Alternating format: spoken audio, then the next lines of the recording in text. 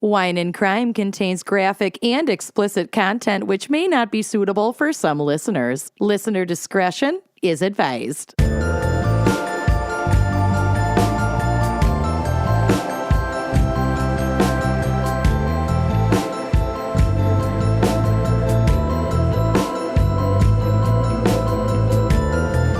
Up, Wine Coven, we have a very exciting announcement for you because we are going to be coming at you live in New York City. The Big Apple. The Windy Apple. The city of bright lights? I forget. Yes. The city that never sleeps. Yeah.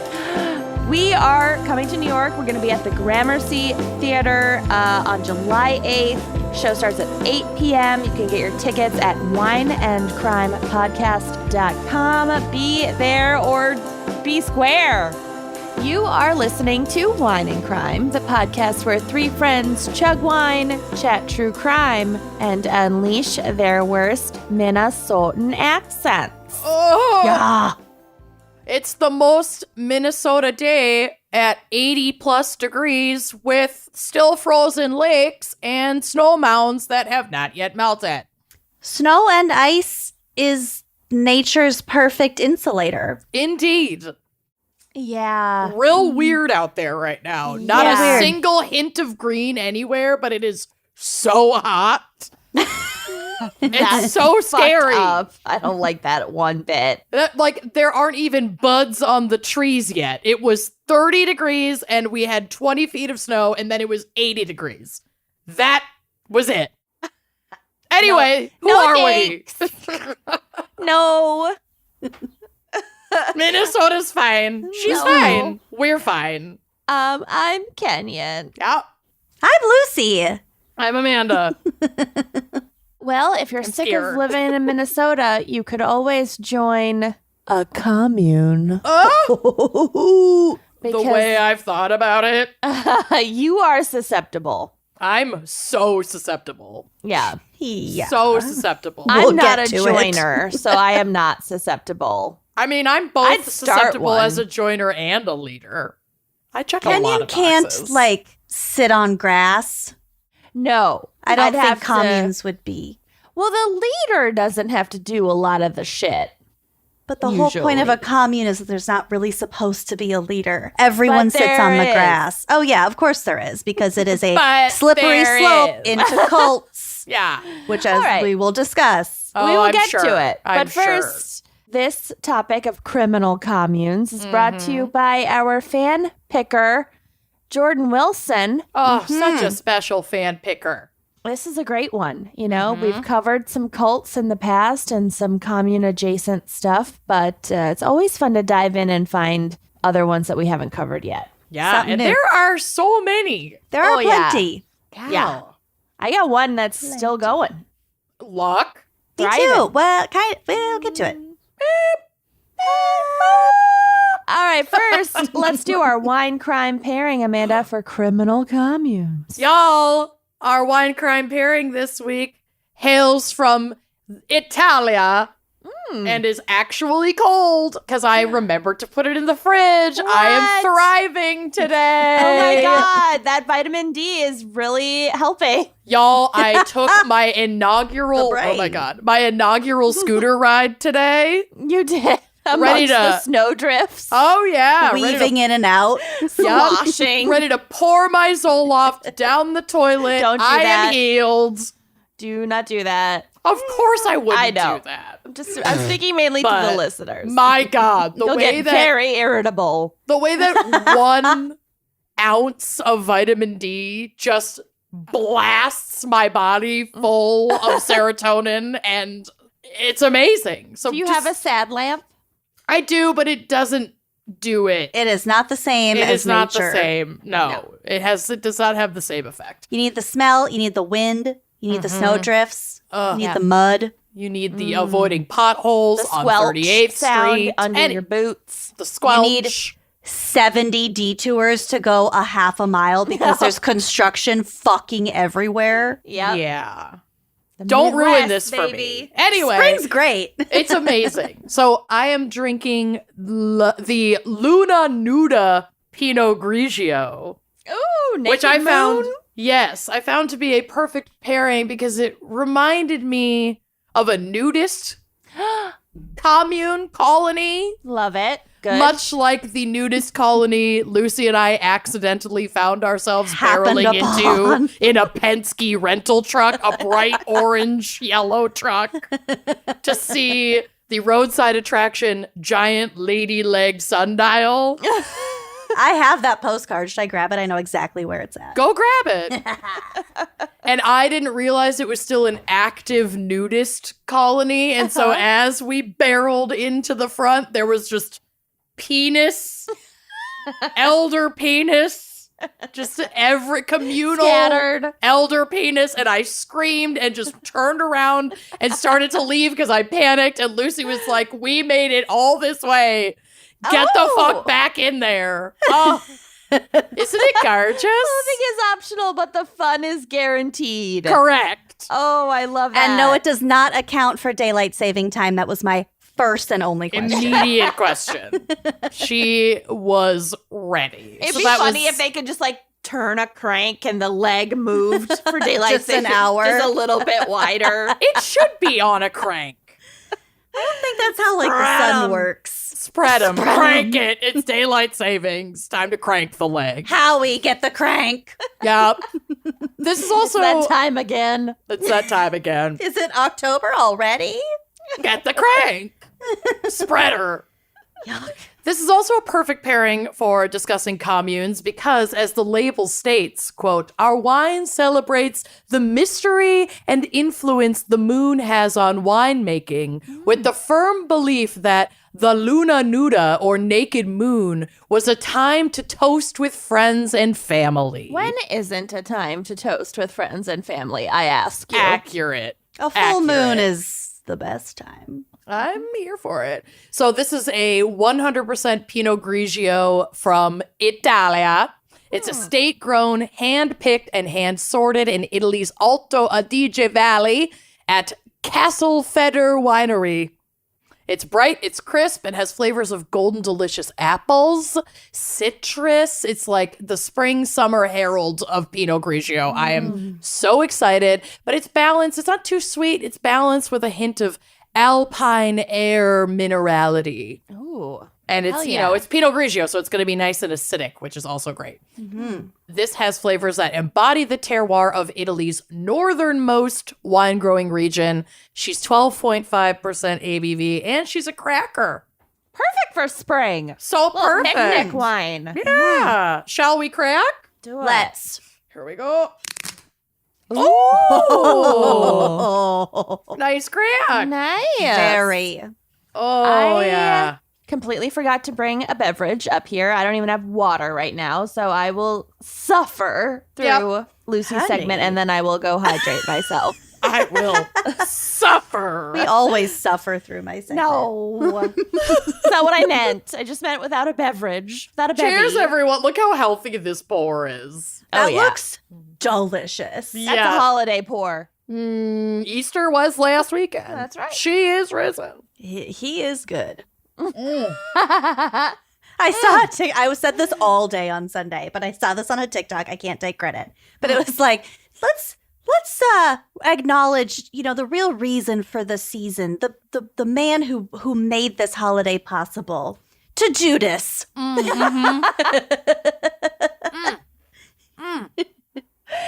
I saw something where it was like the real Easter bunny or something with like some play on the Easter eggs thing, and it was just Taylor Swift. Oh, yeah. Oh, yeah. Yeah. I didn't Anyway. pay any attention to any don't get Easter it. type thing. She leaves like Easter eggs, like hidden signals Oh. and like messages and clues and all her shit. Yeah. Yeah. I'm not a Swiftie. Also, I'm RIP just to not. Taylor and whatever his name was. I'm so happy that they broke up. Weren't they together for like 6 years or Yes, something? And Oof. I hope she's doing well. But he is not on her level. He's not Okay. cute. You know I don't what? like Congratulations to her because it's time for bigger and better things. Yes. She's got adorable cats, though. She's adorable. I do know that. God All right. bless. Cheers, everyone. Cheers. Cheers. To our fucking Taylor Swift good, slash by the way. belated Easter podcast. To our Easter podcast. Join us every year for our 4-week late Easter podcast. Our hot takes on Easter. Oh, yeah, shit. This is definitely not coming out the week after Easter. We're fine. It's fine. All right. Cheers. Shut up. It's fine. It's fucking fine. Lucy, what's our background and my God, psych for Criminal Communes? Please, Jesus, Skype. I mean, psych. Oh, my God. Skype. I'm just going to sit quietly and drink my wine. We're Thriving. the best. Okay. I'm so unwell, you guys. This is fun. Maybe it's because you threw out your Lexapro. I didn't actually. Okay. From my lover, Encyclopedia Britannica.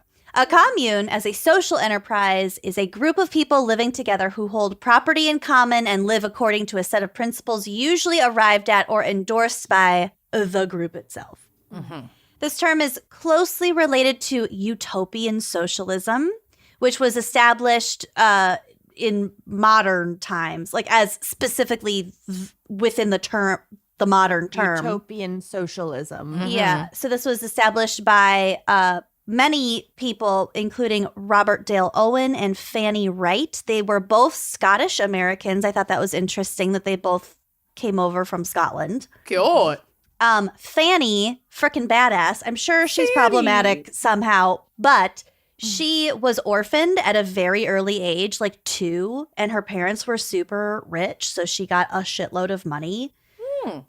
She used it to travel around and learn and lecture about really revolutionary things at the time, like birth control, divorce, Hot. and also helping to relocate and educate emancipated Black Americans. So she built a commune in Haiti and helped people who were recently Emancipated. go to Haiti and like start fresh. Right. Rebuild like their a- life.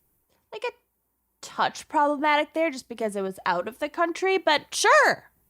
Well, yeah, this was also in like the late 1800s. Yeah. Right. Progressive fish for the time and no one's perfect. Right. And also, Right. they probably didn't want to stay in the fucking U.S. Although they likely Right. couldn't for a lot of reasons. Yeah. Right. Yeah. It's, you know. So, kind of cool. She also converted a New York City church that was on, what's it called? Broome Street. Okay. It's like a big, pretty prominent New York City church into a hall of science, which I love. Cool. I think I've walked past that building. I think there's like a sign in the window where it's like, this is the home of there's also like transcendentalist stuff Probably. related. Probably. It was around that same kind of time. Yeah. Like, I feel like this utopian stuff definitely fed into the Blended in. transcendentalism that we've talked about. Oh, in we'll a get fairly to it recent in my episode. case. Great. Ooh, okay. I went hard on the like 60s commune shit. Right. That was peak commune days in Truly. the U.S. Truly. So these two and many others led My to... blood sugar's low, so I'm snacking on these Triscuits. Everybody calm down. Okay. Okay, listeners, before you at me, I have a condition that requires snacks. And I'm just straight up eating a poke bowl when I'm not speaking. Yum. I'm so hungry. Okay. So I'm they... just out here. It's a food desert in my office. And I'm wine. struggling. You really fucked up this week. I did. Nutrition desert. Usually I have a backup bottle of water up here. I got nothing. You're barren. You're raw dogging life. I am. Oh, no. You're raw dogging your mouth. I'm so thirsty. Okay. Okay. They and others led to experimental communities of this sort in the early 19th century in Britain and in the U.S., including New Harmony, Brook Farm, and the Oneida community, which were really Fifth prevalent. Harmony. Were really prevalent communes in this time in the U.S. Many communes were inspired by religious principles, and monastic life is essentially communal. Mm-hmm. Behavioral psychologist B.F. Skinner's novel Walden 2, which was published in 1948, inspired many American... Fast and the Furious 8. Walden 2. Walden 2, Vermont Drift.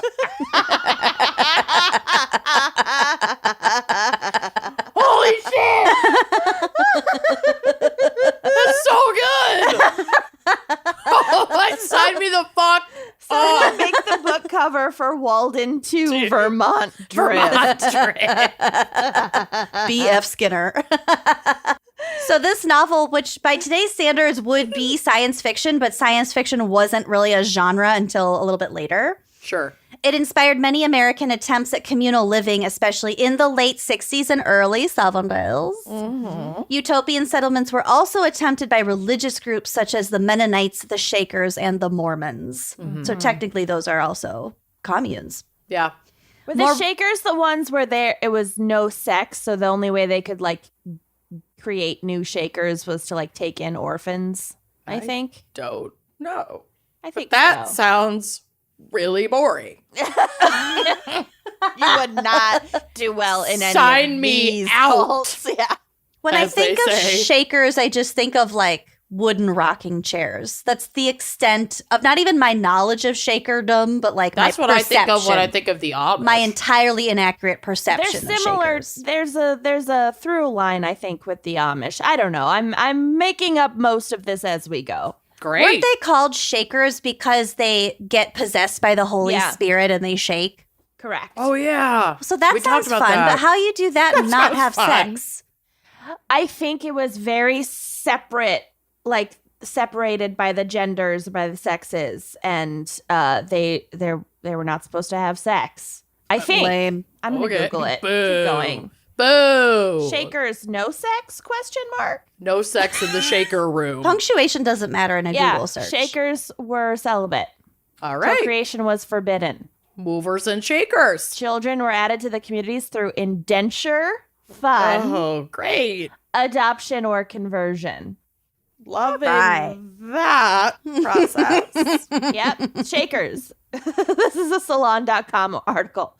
The Shakers, the ones who made furniture and hated sex. So Great. we're both right. We're totally All right. right. Fucking spot on. We're journalists. We're geniuses. Okay. Genius journalists. Other related terms include collective farms, communitarianism, which just puts an emphasis on the community and it's not necessarily this like socialist aspect.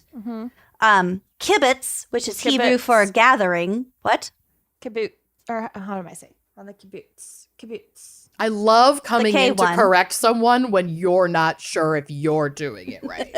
That is confidence, and I love it. Kibbutz. I feel like I'm that's trying a to happy remember. medium. On the kibbutz. Kibbutz. Kibbutz. Kibbutz. That's it. Gesundheit. Which is Hebrew for gathering. So these are agricultural and industrial communities. All their profits are shared and reinvested after everyone's like clothed and fed and all that stuff. Also, moshav. Cool. I don't know this one. Oh, okay. I was waiting. Which is Hebrew for settlement, which is a type of cooperative agricultural settlement. I feel like a kibbutz is more like a lifestyle, like people fully live there. They raise their kids together. It's like a whole thing. Whereas I know a lot of people that have done like internships on a kibbutz. They like go and they spend like a gap year or something in Israel on a kibbutz or whatever. But that's more in line with a commune the way that we think of it right. than a moshav, which this is just my understanding from my very shallow research. Yeah. That's more like a co-op, more like food, more community and not like insular sort of. Okay. I'm probably wrong. I don't care. Then again, I wasn't wrong about the furniture. Okay. That's right. So here's a little bit specifically about 1960s and 70s hippie communes in the United States. This is from The American Century. Communes were more than a lifestyle. They were experiments in living that modeled new social form in which cooperation would replace competition, everyone would be equal, cultural conditioning could be shed, and individual welfare would be one with the common good. But capitalism proves too tempting for some of them. We'll get to the capitalism. At least that was the idea, but in truth, living in a hippie commune, though highly romanticized by those who participated in the social experiments, was a complex struggle nearly as faceted as life in the mainstream. Although hippies fled to rural America with visions of utopia in their head, life on the commune was not all it was cracked up to be. Members of the first hippie communes, though this number ultimately reached over 2,000, and I saw something closer to 3,000 in other articles. It's a lot of fucking communes. Yeah. In the there US. were tons of them. Mm-hmm. Believed that a group of autonomous individuals actively seeking their self-identities would inevitably create a non-exploitative, conflict-free environment. That was the theory. What about that would be inevitable? I would argue maybe the opposite. The opposite? Anything run by humans. Non-exploitative and conflict-free, inevitable. Good. Show me in history. Yeah. Show me on the Dow. Point to a single example. Literally. Where we've been capable of that. Just one. Yeah. Just one. Well, wait. There aren't any. Even the Shakers had to indenture Seriously. children to grow their numbers. So, Non-exploitative, you know? and they were good at making furniture. Golly. Real good at making furniture, though. All right. I need some dining chairs replaced. Okay. Yet there were many... There are many of them anymore for obvious reasons. You might be SOL on your shaker I'll just go dining get some set. wood glue. All right. Yet there were many practical problems with this thought, and this was evidenced early on by daily life. on a Almost commune. immediately. So here are some potential problems with communes. The first is intentional poverty.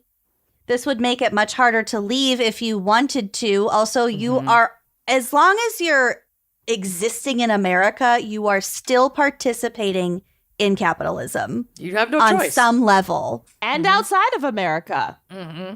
My Yeah. case is in India. Mm-hmm. Right. Drug use, which was, I wouldn't say it was necessarily like assumed, but Oh, in my case it is. yeah, 60s, 70s, free love, all that shit. We'll get to it. There was drug use. Mm-hmm. Loss of individuality, which was that wasn't supposed to be the point. You're supposed to like go there to find yourself and like actualize, but because you're living, each person in a commune is basically part of an organism, and you have to cooperate, you have to perform certain functions. You can't step too out of line. In the end, you are sacrificing some of your individuality over time. You're a cog, babe. You're a Pressure is fucking very cog. heightened. Yeah. Am I a cog? Am I a fucking cog? Yeah. Yes. Yes. Now back to work. Yeah. Grow those tomatoes. Here's your LSD. Now go whole. Here's Go home. Now go whole. Go breastfeed kids that are not yours. Good God. So much wet nursing. Ugh. Lots of sexual coercion and assault. Lots.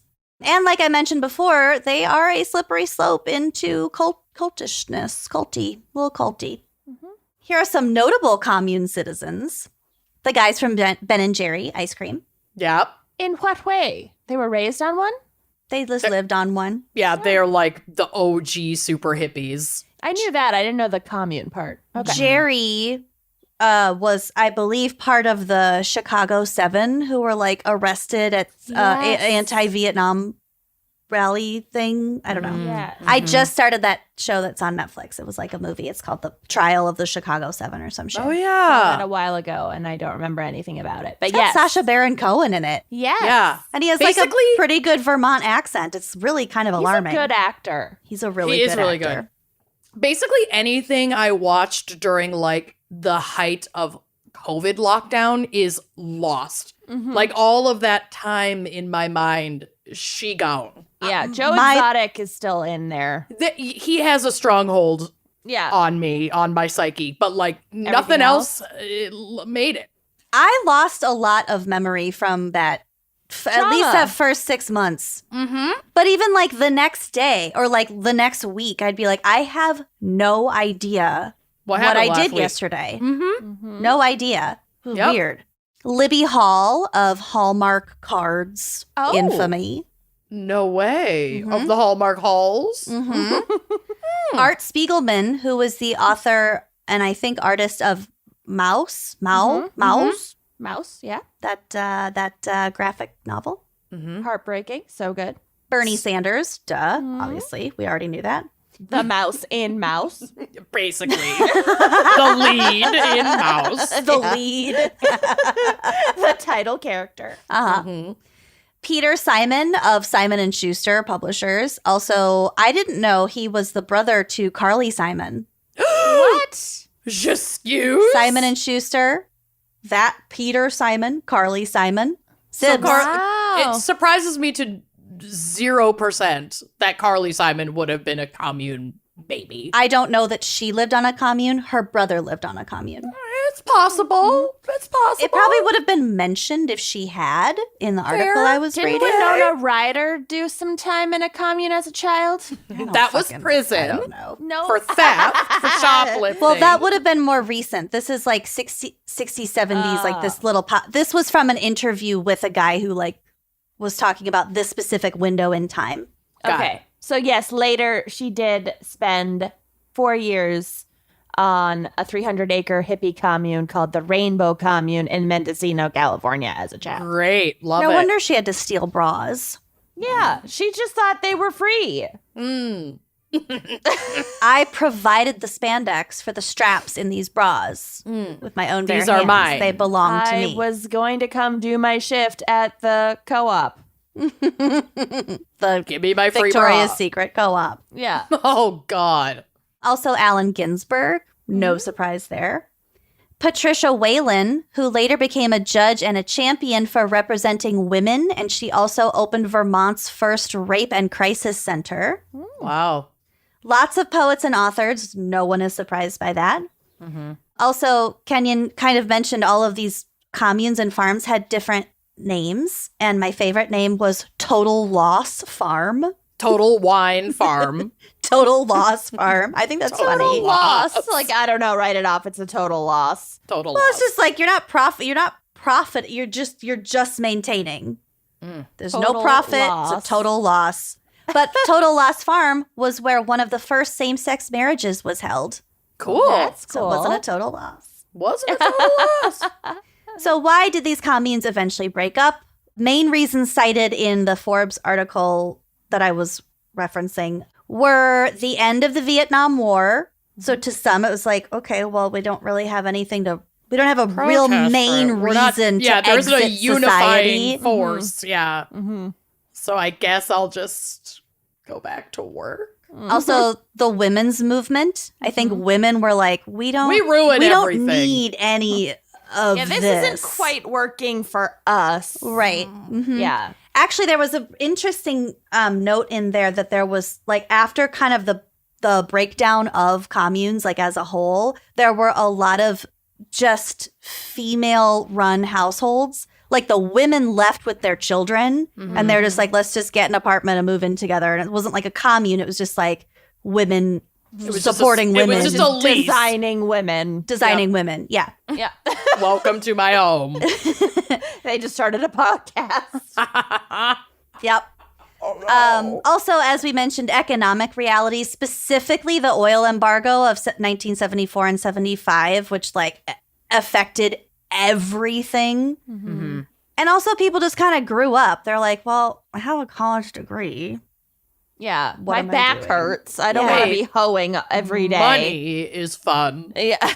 They want like kids and a house and a stable marriage and normal life. Yeah. So that's sort of the background of communes, but Jordan wanted me to cover a specific commune, a current day commune.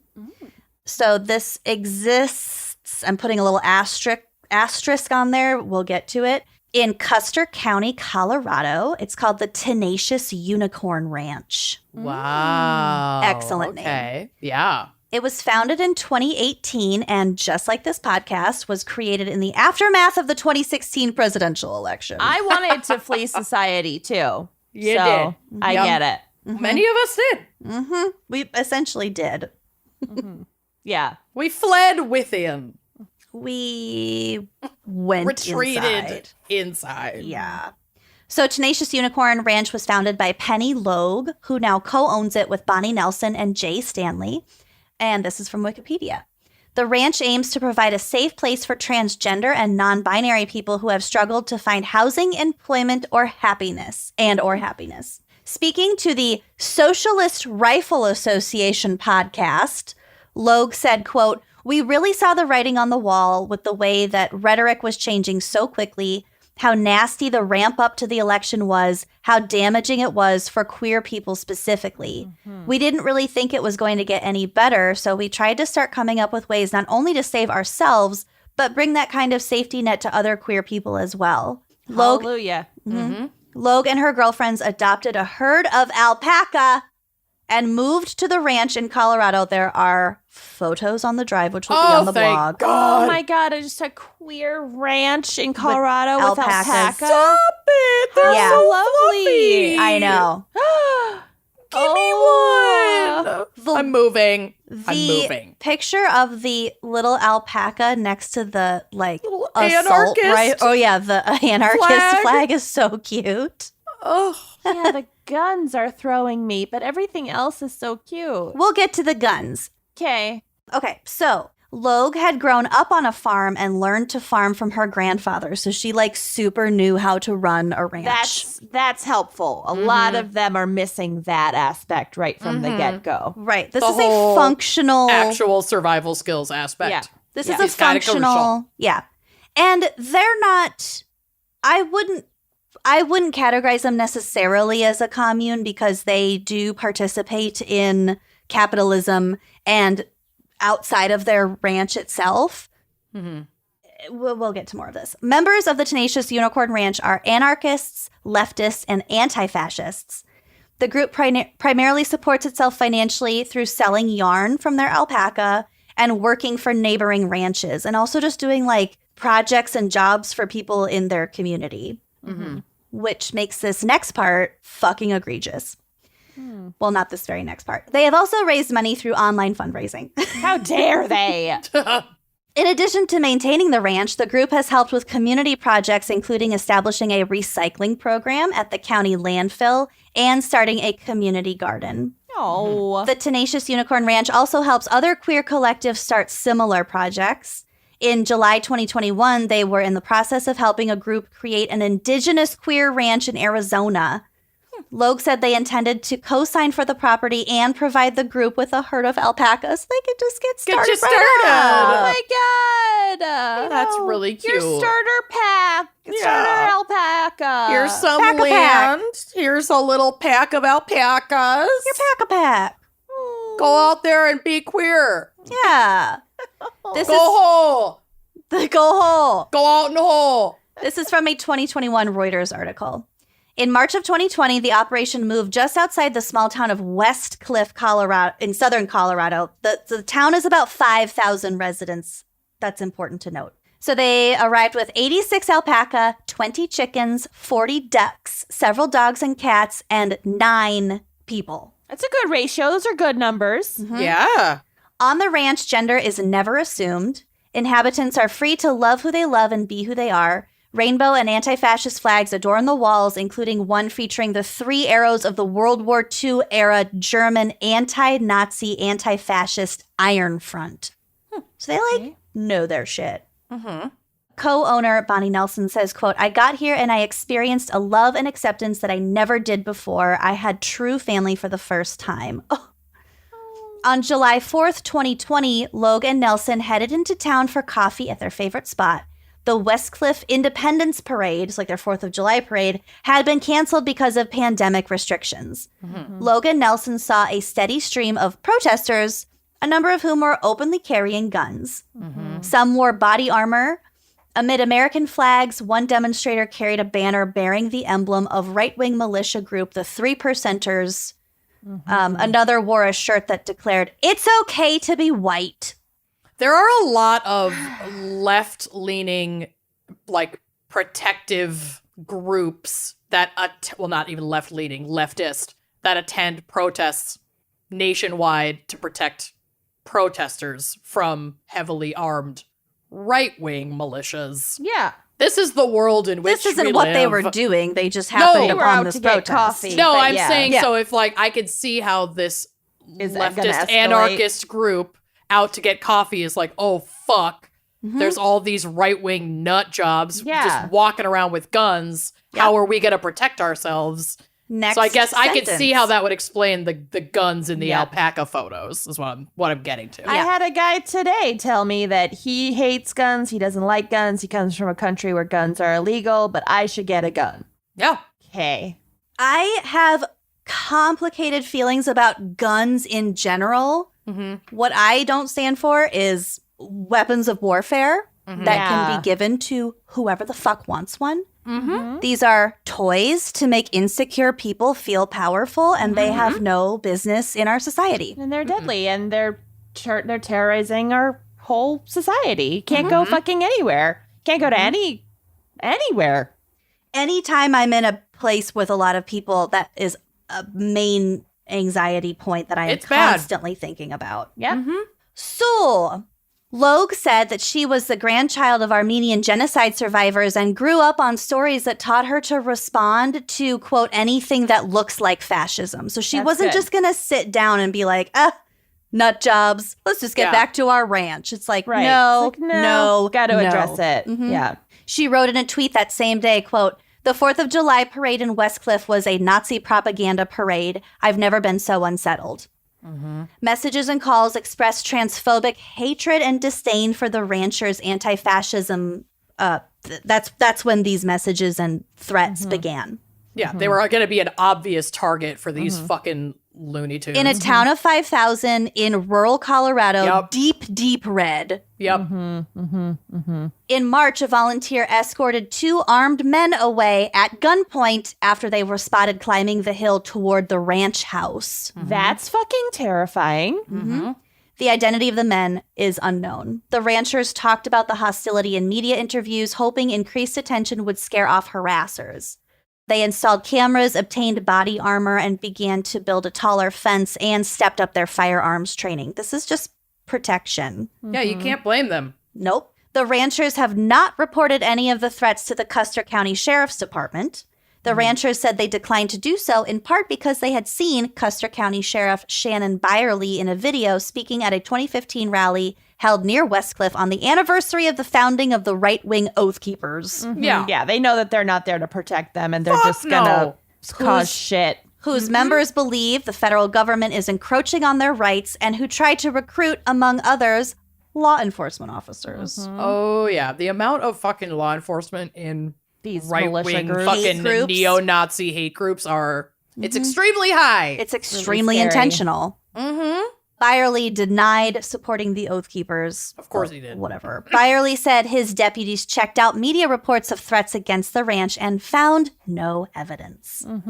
He said ranchers were not contacted for the informal investigation because his deputies did not feel welcome at the ranch. Wonder why. Yeah. So We concluded she must have been smoking and driving. So he referenced in this interview a, quote, confrontational exchange between armed ranchers and one of his deputies. But My eyes are rolling so hard. through a Freedom of Information Act request, they obtained the body camera image from this deputy and showed it to him.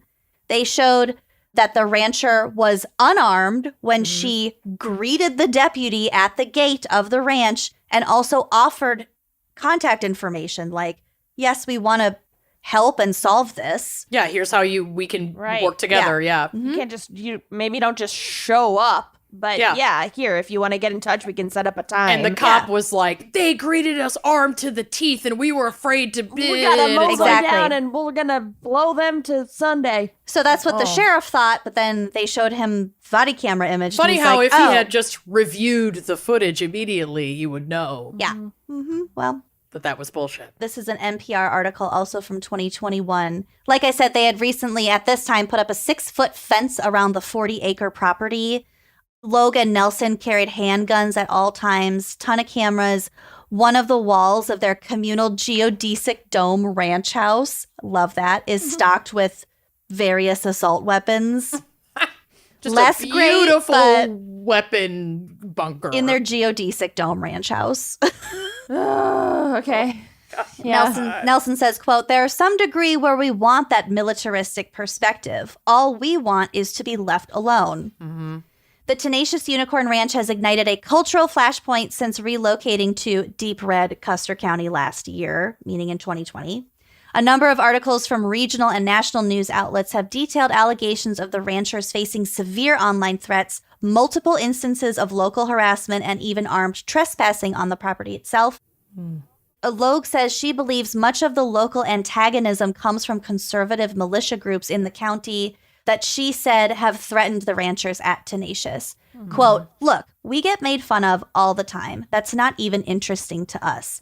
It's when you come onto my property with firearms after threatening to burn down my house. That's different. Yep. Yeah. Yet some, including readers of the unabashedly conservative Sangre de Cristo Sentinel, it's like their local paper, say that the ranch is exaggerating its claims of persecution to bring in large amounts of cash through online fundraising efforts. I mean, the same bullshit was going down in Minneapolis during the uprising when people were like, listen, it's not members of the community that are like trying to light people's fucking houses on fire. There are definitely outside aggravators coming in and doing this, and people were like, no, they're not. You're fucking full of shit, blah, blah, blah. And then it's like they're quietly being arrested one by one from not in the cities as outside agitators. Umbrella Man. Yeah. Did they figure out who that fucker was? I don't even fucking know. I don't think so. That was so blatant. It blew my mind. It's just so fucking annoying when it's like, no, but for real, like we have cameras, like we could show you. Right. Like, what's going on? And people are like, no. Want Kyle evidence? fucking Nah. Rittenhouse. Exactly. Yeah. I hate it. So this is from a letter to the editor published in that conservative paper under the name Lisa Frank. Like as like a real resident, or a resident was just like, my fucking pen name is Lisa Frank.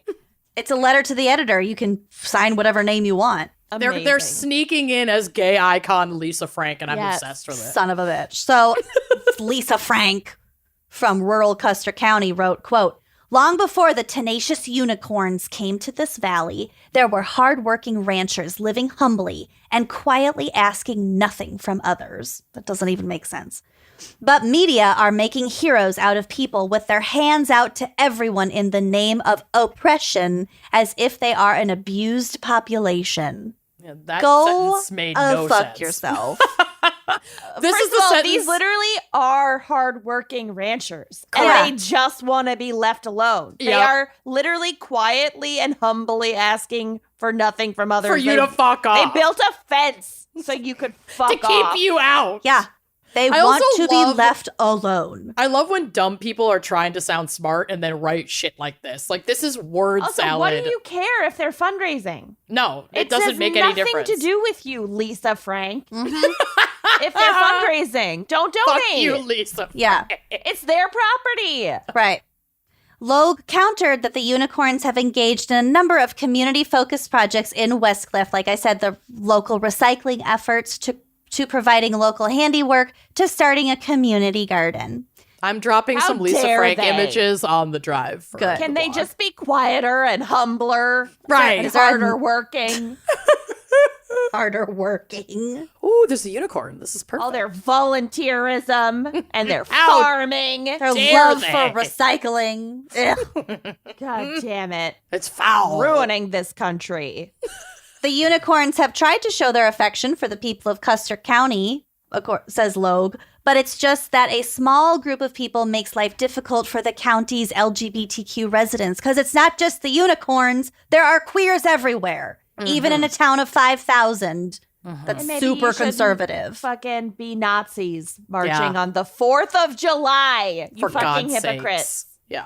Quote, this county is stuffed full of downright amazing people, and that has nothing to do with politics. We have a lot of friends who are conservatives, but we don't have any friends that are Nazis. Yeah. As for the assertion that their harassment claims are a fundraising ploy, Logue called it a straw man argument. Quote, that's classic abuser speak to be like, oh, well, the problem is not the abuse, it's that they went public with the abuse. Recent fundraising efforts have paid for their security upgrades and farming implements like their new tractor because they're ranchers. Mm-hmm. It's also such projection. It's like, it's what creating false oppression in fundraising efforts is like what conservatism is built upon. Literally. Like that. And they're just jealous that it's out game. working for them as well. Yeah. And that this queer ranch is thriving. Like, look at Trump. Like, that's literally all he does is claim to Handouts. be oppressed and fundraise. Yeah. Mm-hmm. Also, the worst part about Lisa Frank's thing was like, as if they are an oppressed community. They fucking are. Yeah. What the fuck are you talking about? Okay. The ranch's goods and services, like their yarn, has always brought in more income than its fundraising, says Logue, and she thinks it's entirely appropriate to ask for online support to upgrade the ranch's facilities so members there feel more secure. Absolutely. It's a fucking, if we live in a capitalist society, people can give their fucking money to whoever the fuck they want. And Fuck it's the off. unicorn's rights to shut their front gate and leave the world behind, just like anyone fucking else, like Lisa And have their Frank. fucking guns. I mean, that sucks. Like, I wish that we didn't need them on either side of the coin, but like, Yeah. But if all these if fucking people are coming conservatives are onto just- their property with Right. these assault weapons, they're literally just using Protect the yourself. exact... Episode 2 of Last of Us. Yeah. Or episode 3, but yes. Whatever. Yeah. Yeah. They're just using the same... the strawberries. Oh, I can't. I don't want to cry today, okay? The sun is out. Can we not? Okay. So, unfortunately, this was my asterisk was about. As of March 2023, so last month, the ranch has been evicted from their former property and are currently without a permanent physical location. I can't find any more information about this. I just saw this at the bottom of their Wikipedia page. They seem to have their shit locked down because I also tried to look for their Instagram, which was referenced. They used to have an Instagram. Mm-hmm. So if you listeners know anything about where they're currently at and how we can help, support, give money to them, email me and we will share it widely. I wonder how they got evicted if they owned maybe they didn't fully own the land. Maybe they didn't. I couldn't find anything about it. So Right. I'm hoping Yikes. they've got bigger and better things in the works. And yeah, I don't Maybe really this know is where just a they stand right transitional now. period. Yeah, I don't know. So cool, kind of cool. Thank you, Jordan, for Interesting. bringing that to our attention because that is, wild. That's my seg.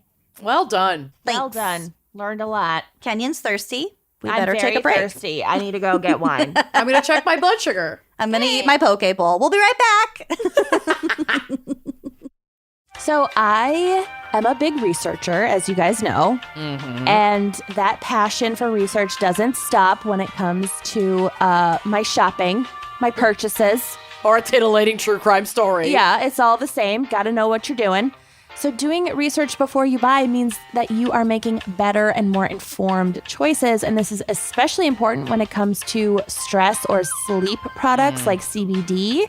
A study by an independent lab confirmed that some brands of CBD contain up to 60% less CBD than they claim on the label, Boo. which basically you're just throwing your money away.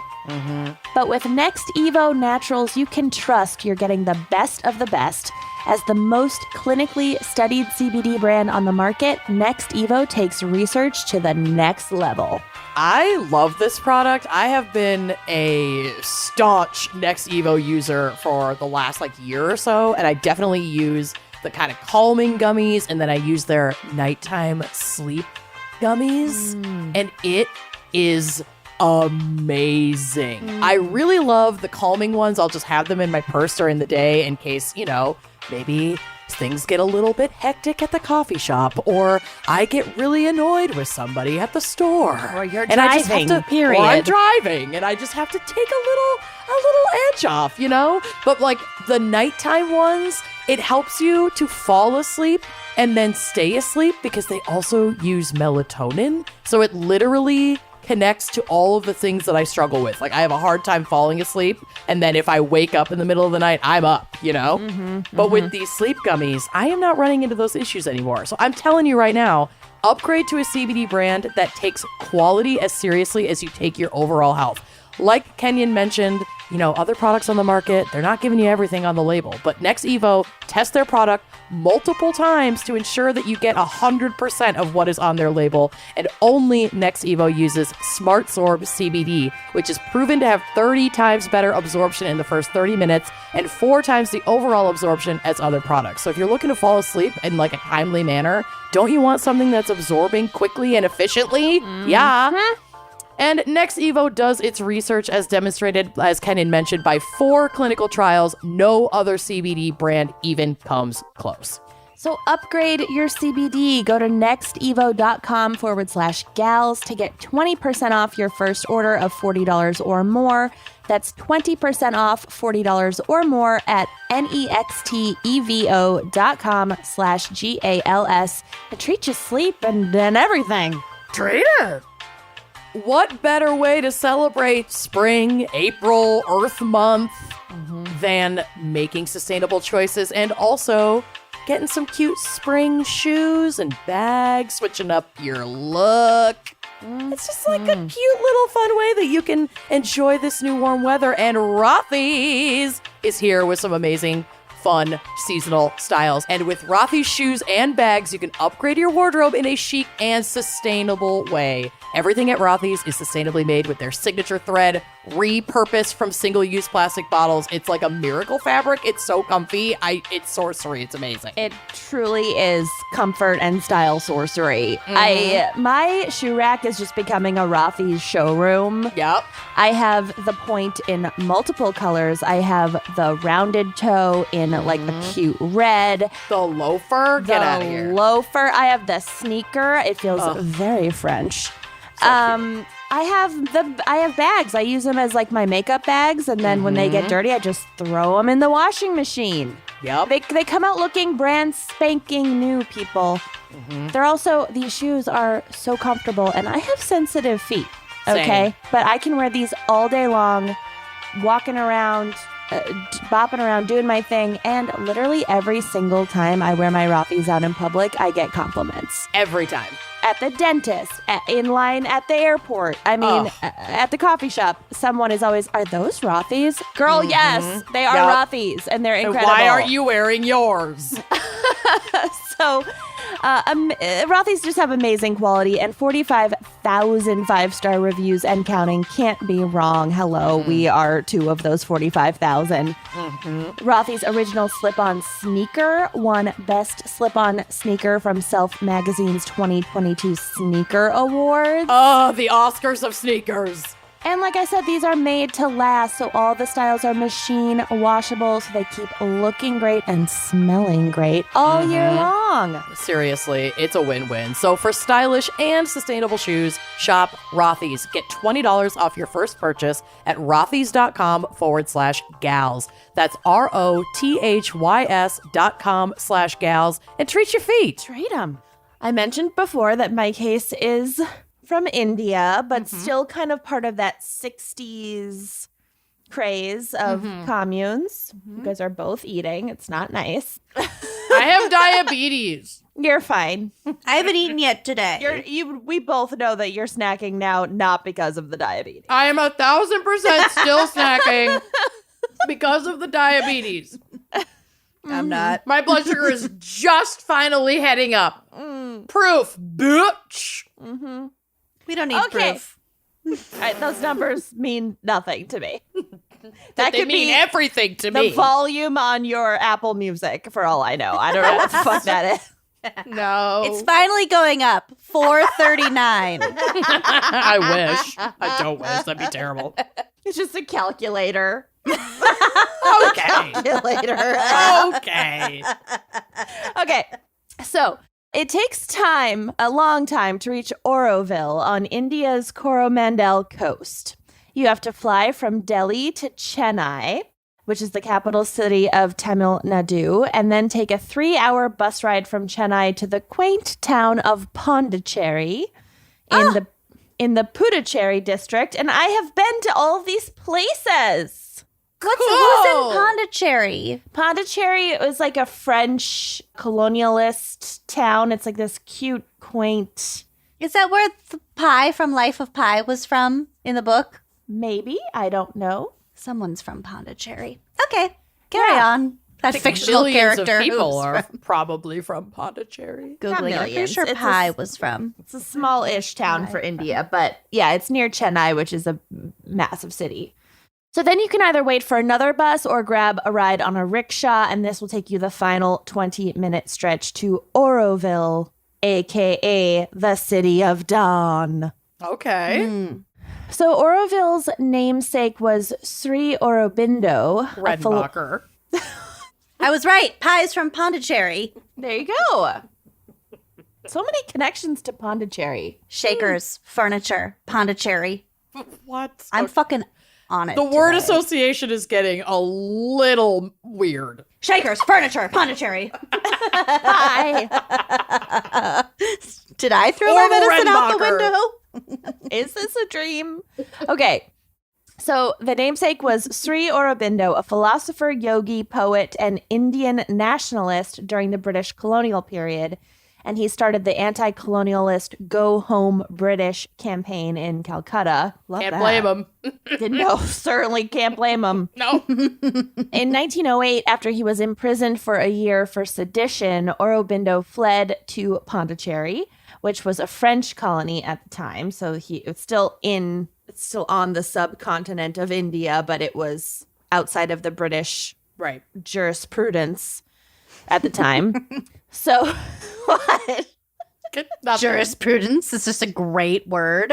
The papier-mâche prudence. There, he converted from a political figure to a spiritual guru whose aim was to, quote, awaken the soul of India. Look. There are photos of this gentleman on the drive. I don't think I need a photo. I know exactly what he looks like. Yeah, you're probably right. So Sri Aurobindo's spiritual collaborator was a French woman named Mira Alfassa. She was born in Paris. Her parents were Turkish and Egyptian and Jewish. In later life, she would become known simply as the Mother. Ooh. Madre. We don't really have time to go into a lot of detail about the Mother's past. She led quite the life.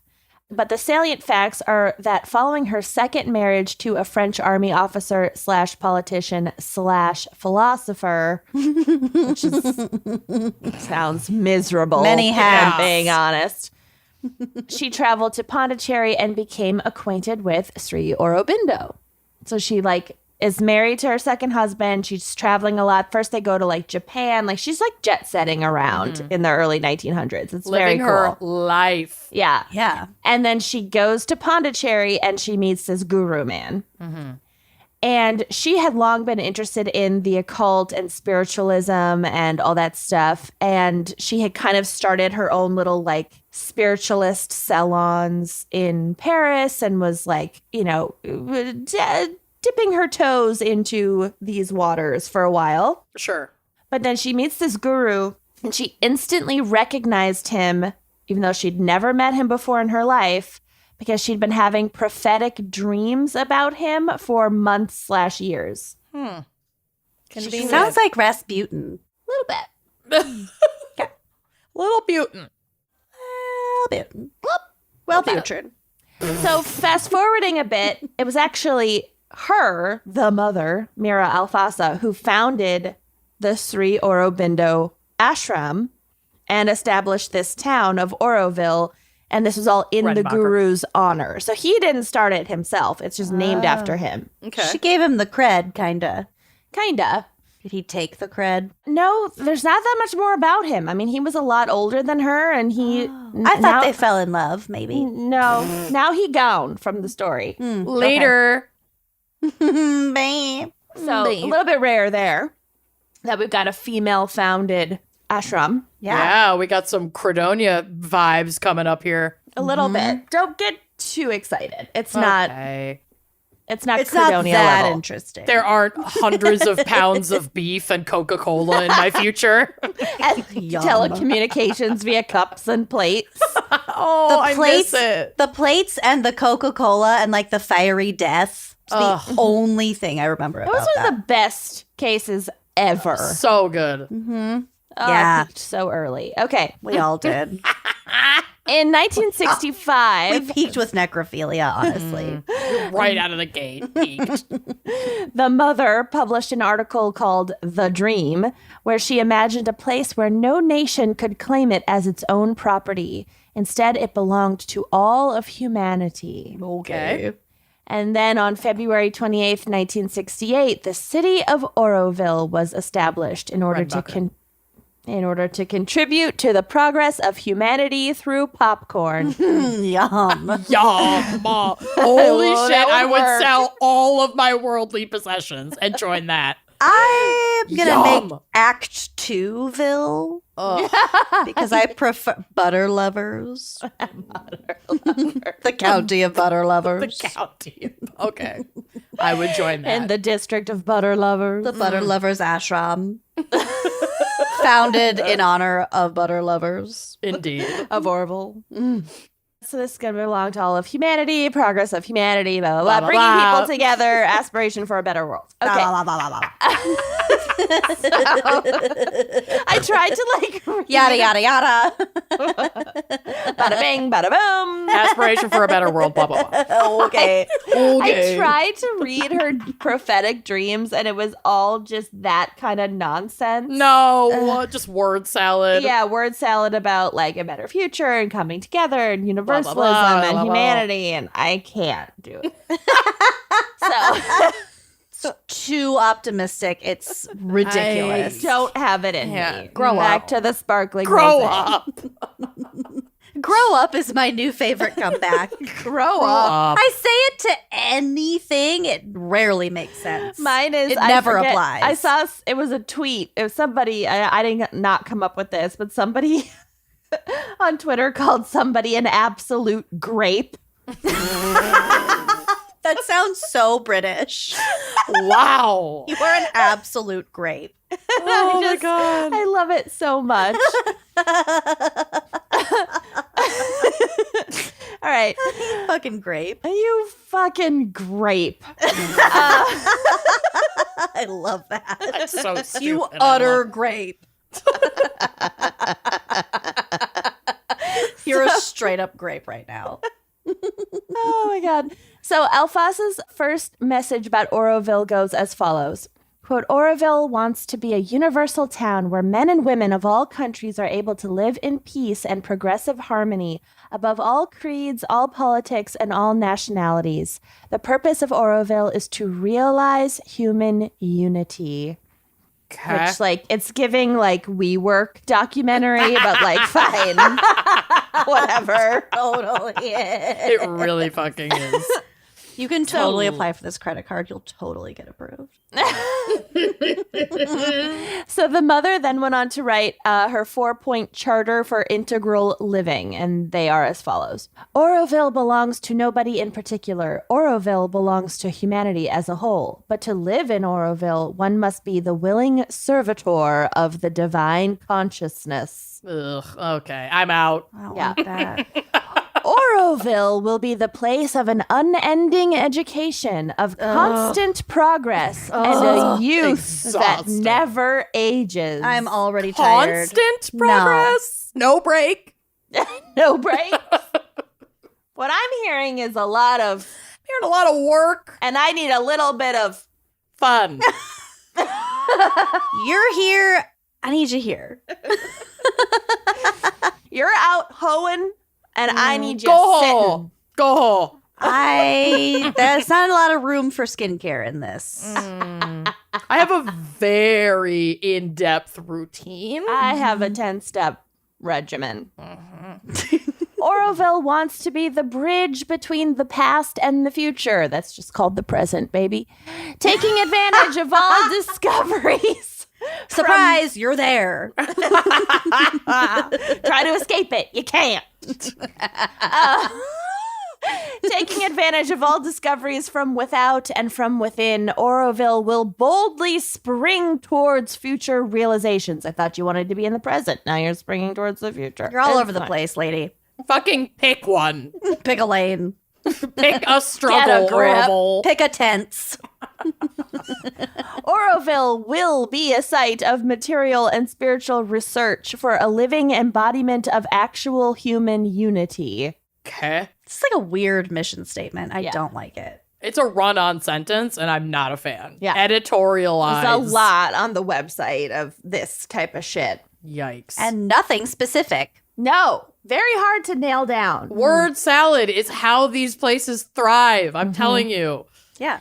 So in many ways, Oroville has lived up to some of its word salad founding principles. It did function as a sort of universal township, so delegates representing 124 nationalities attended an inauguration ceremony for Oroville. That's a lot. It is a lot, with youth from each country bringing a fistful of soil from their respective countries to fill an urn. Okay, and, but the mix it all. cross-contamination- Not good for bacteria. Yeah, this is a too slippery good for- slope.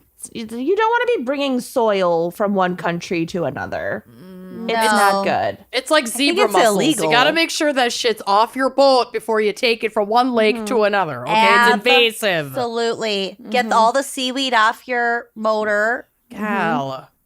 your propeller, your prop. Your rudder, There your we go. prop.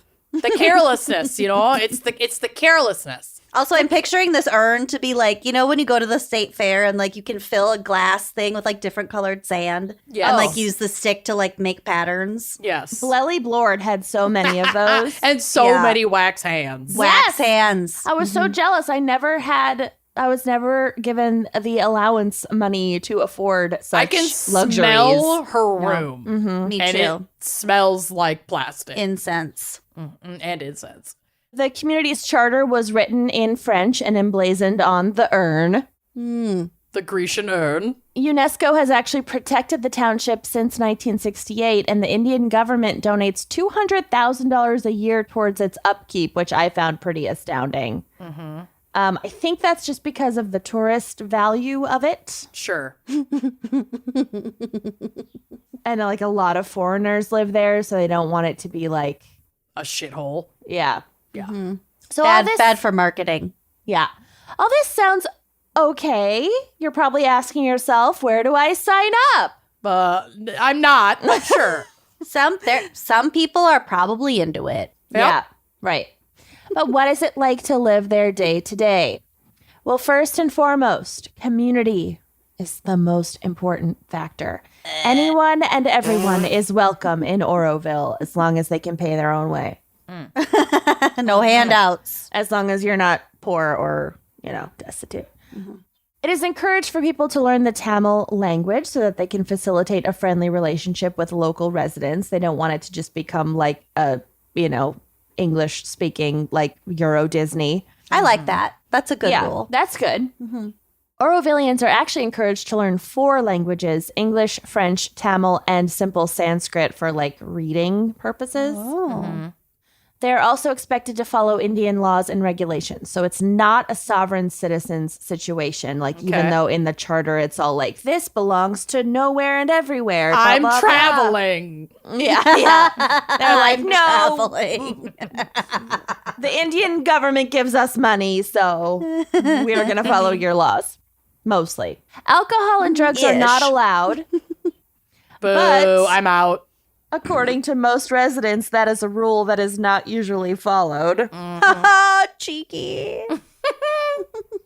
Meaningful work is the second key aspect of the commune. Residents are expected to contribute to the town either through work or, ding, ding, ding, by relinquishing a substantial part of their income or property. Knew it. There it is. There she blows. There she blows. Residents with means are also expected to give regular monetary donations. So more on this later. But Tithing. Yeah. Of course, the goal of Oroville is to eventually become a cashless economy. So they don't want, it's very Nan It's not Pierce. forever. It's just to get us started. Yeah. It's very what? Nan Pierce. Like, oh, this disgusting money. I hate thinking about it and talking about it. And really, ideally, we just wouldn't have Have it any at all. money. And Who's it's Nan Pierce? from Succession. Oh, Nan. Okay. Yeah. Yeah. Did you watch Sunday's episode? I'm almost caught up. I'm just finishing season 3 right now. Kenyon, I'll call you later. Yeah. Oh my God. Okay. Buckle up, sis. I'm scared. You should be. So they want to become cashless, of course, but in the meantime, give us all your cash Right. and property. We can't do it right now, but Yeah. like later we can do that. Later. And also, while giving us all your money in cash and regular donations, you still are expected to be self-sufficient And learn Sure, 4+ sure. languages. and learn 4 languages and go to meetings and classes and probably pay for those classes too. So, Oh yeah. Yeah. yeah. And then that money will go to a general fund, literally just a slush fund. And we will get to it because nobody knows where the fuck that goes or who even controls it. Cool. Okay. Just money going into the ether. So, unlike many other communes or cults, joining Oroville takes time, and there's even a waiting list. No. Yeah. Are you And- is the idea to be there for the rest of your life, or is it like a health retreat? No, it's to It's be a way there. of being. It's yeah. to live there and to like own property there and be there. So the waiting list opens up upon someone's death, Yeah, or like if they grow it. yeah. So we will get to the waiting list a little bit, but the website says that postulants, I use that word because I just watched The Sound of Music, must We visit. saw the videos. Kenyon and I both got Friedrich on that fucking BuzzFeed quiz. Oh my god. Who'd you get, Amanda? I got the youngest boy. Gretel. Oh, no. Kurt. Oh, yeah, you you're got such a I got Kurt. Kurt. You are a Kurt. Oh, I don't know. And what Courtney that is means. such a Brigitte. Yeah. It blows my mind. She really is. She looks like her. I mean, I'm a baroness, but if I had to be a child. The quiz was Okay. about the children. Yeah. Okay. I love that the questions were like, what's your favorite musical note? Do, re, mi, fa, sol, la, ti. How would you prank your nanny? Yeah, a lot of nanny questions. What would you do during a thunderstorm? Check on your nanny?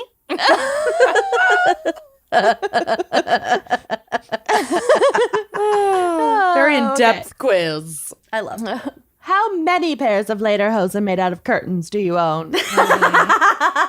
Shockingly, more than one. Or more than 0. Okay. So the website says that postulants must visit the town several times before deciding to go on their journey to join. So you can't just like have an eat, pray, love midlife No, crisis you have to show and show your up. commitment to Yeah. Sparkle Motion. Correct. And there are different ways to become a resident. The most straightforward way is to go through the newcomer process. Ooh, it So- only costs $5 million Right. to join. And it's a fast-track training program. It's management training. You'll get all of your debt relieved instantly. Basically, Oh, no. there aren't a ton of details. So it's a lot of, I you're bet. going to have to make a lot of inferences. But what I have gleaned, first you have to visit, again, ideally more than once, but mandatory at least one documented trip to the town before you can even apply to the newcomer process. Okay. Or the waiting list.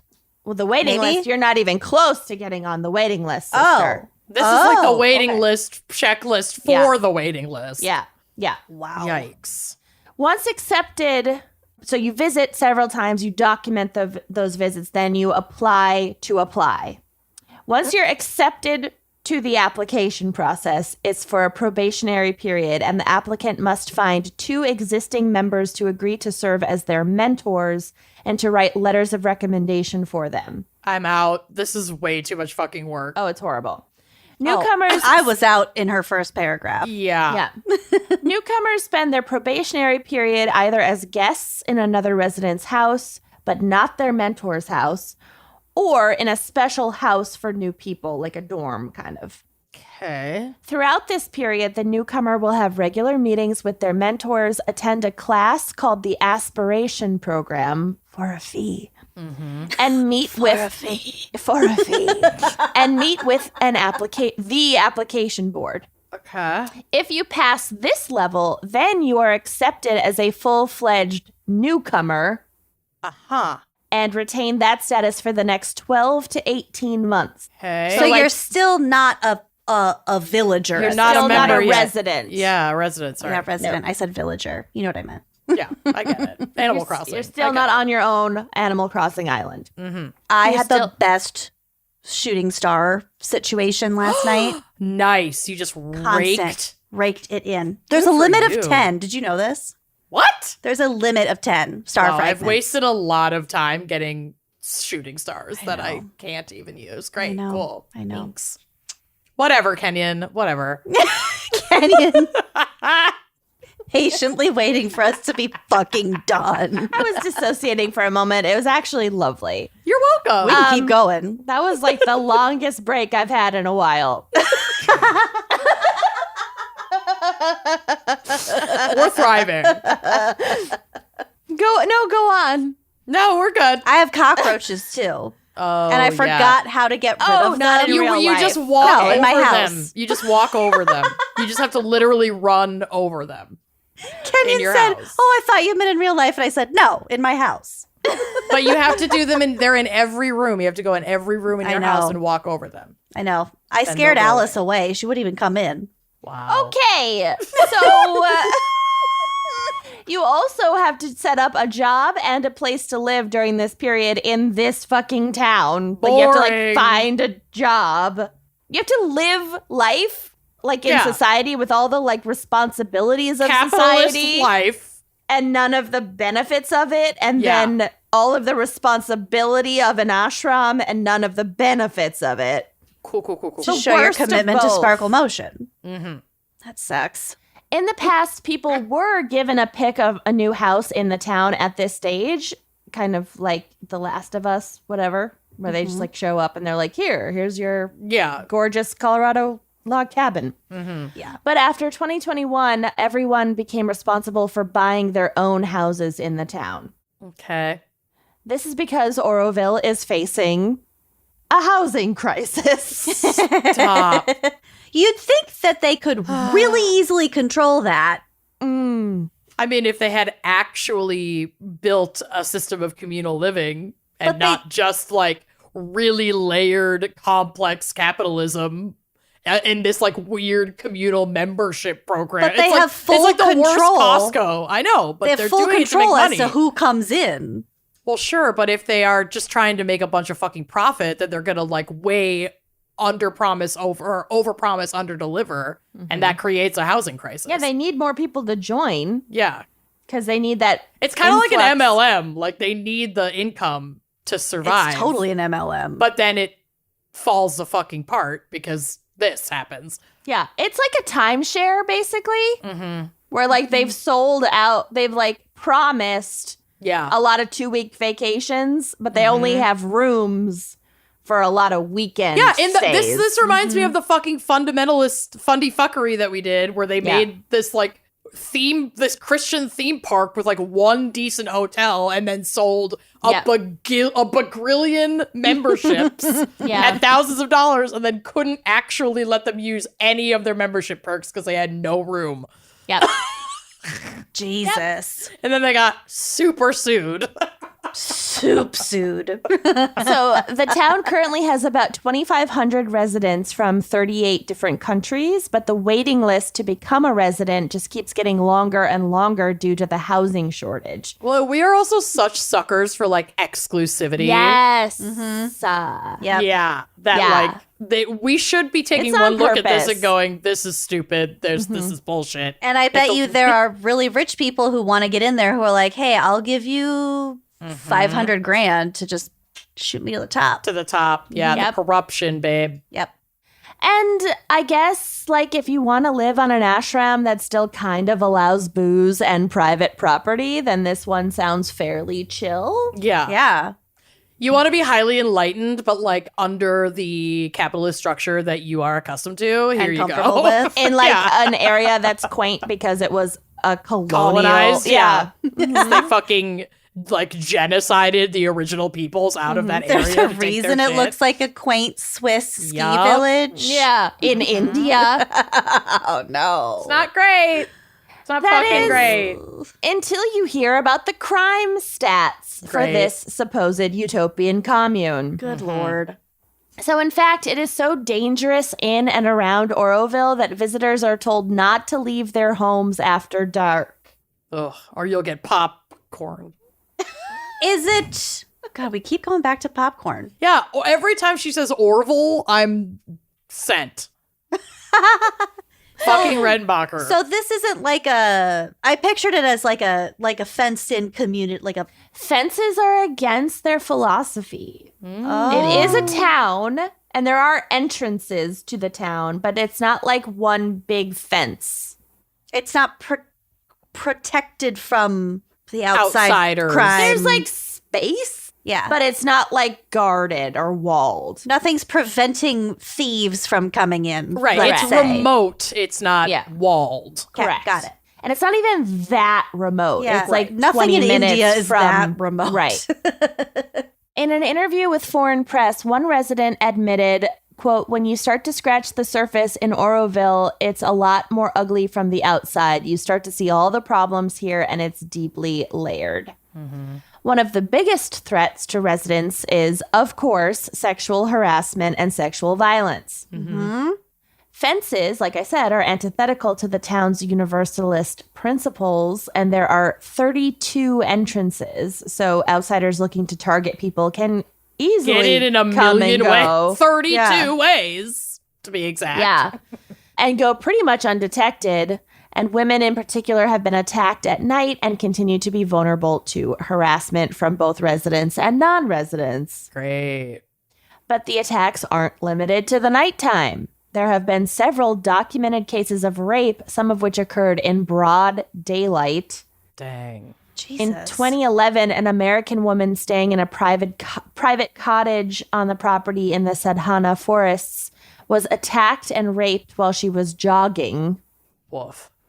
In 2019, a 15-year-old student, and I also read in some places that they were a 19-year-old student, so I don't know, a teenage student, was drugged and raped by her former boyfriend and two of his friends. And basically the rapist ex was like angry that she had ended their relationship at the direction of her parents.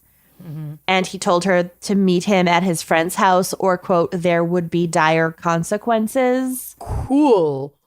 And then this dude and his friends laced her drink with sedatives and sexually assaulted her. Oh my Great. God. So Oroville Jesus police fucking arrested Christ. those men. I don't know what happened the rest of the procedure, but Sure. the Utopia is also rife with child abuse, as many communes are, if we're being Yeah. real. Right.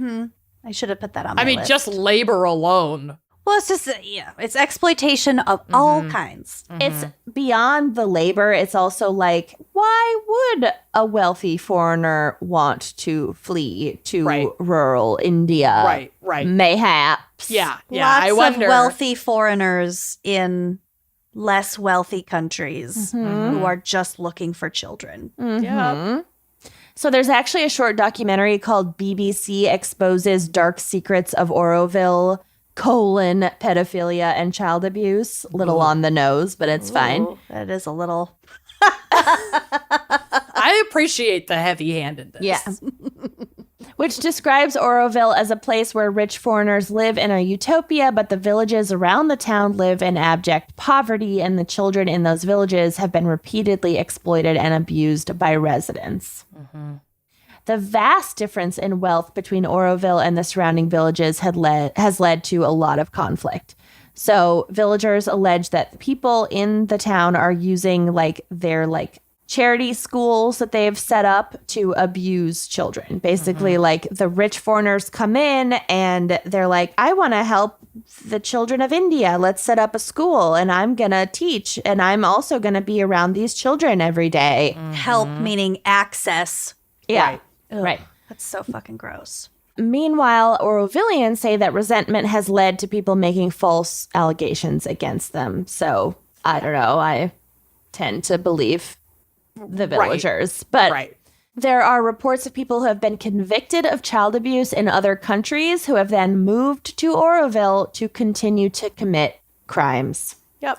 And Lucy and I, when we taught English in China, I feel like there was a lot of this happening kind of under the table. It was like there were a lot of people like us who were just like young and wanted to travel and didn't like know what they wanted to do with their lives yet, who were in the program. And then there'd be like these random like 52-year-old men. White, It's like, what are you men. doing here, sir? And then like 2 months later, they'd be dating like an 18-year-old Chinese kid. Yeah. Yeah.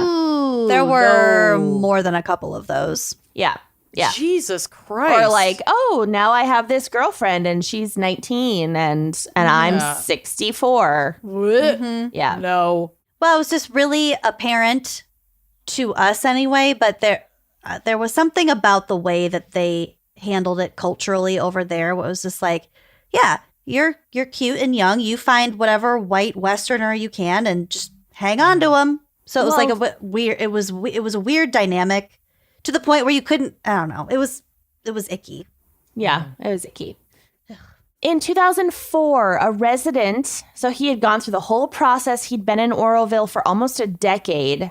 This man named Didier Keene was expelled from Oroville after people became suspicious about his behavior around children. But again, it took them like almost a decade to like... Yeah, so damage had very much been done Jesus at that Christ. point. The abusers probably moved on by then if they're targeting little kids. Well, he just kept getting fresh village children to... Oh, I thought it was one specific. Okay, that makes a lot more sense.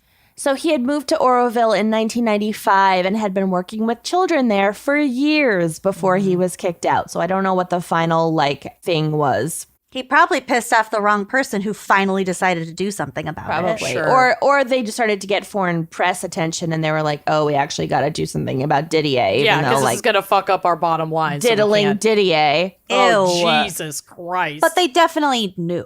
How People can you know not about know? that stuff. Yeah. I mean, sometimes you don't know, but a lot of times you know. In this specific situation and well, context. this was like a trafficking situation almost. Like they knew what the fuck was going on. Yeah. So the BBC reporter in this documentary stated that she herself saw white men who lived in Oroville picking up young Indian boys on the beach and taking them into beach huts just a few yards away for like No. amounts of time and then like going back to their home in Oroville. Oh, God. Oh, that's so fucked up. So Oroville filed an official complaint against the BBC after this documentary aired. How dare you expose us for what is happening here? Yeah. For Claiming what that we're actively doing. they claimed that it was biased and untrue. But after an investigation, the UK's Office of Communications did not uphold their complaint. So they lost and the BBC won. Well, and it's like, we have it on camera. Yeah. Like, we filmed this and happening. you did kick out this guy. Yeah. So why'd you kick him out? Right. Good luck. We talked about the scams a little bit, the money. So it's supposed to be cashless, but it's definitely not. And new residents have to pay for themselves and their expenses and be able to contribute to the central fund and buy their own property. Wow, the HOA fees here are insane. Yeah.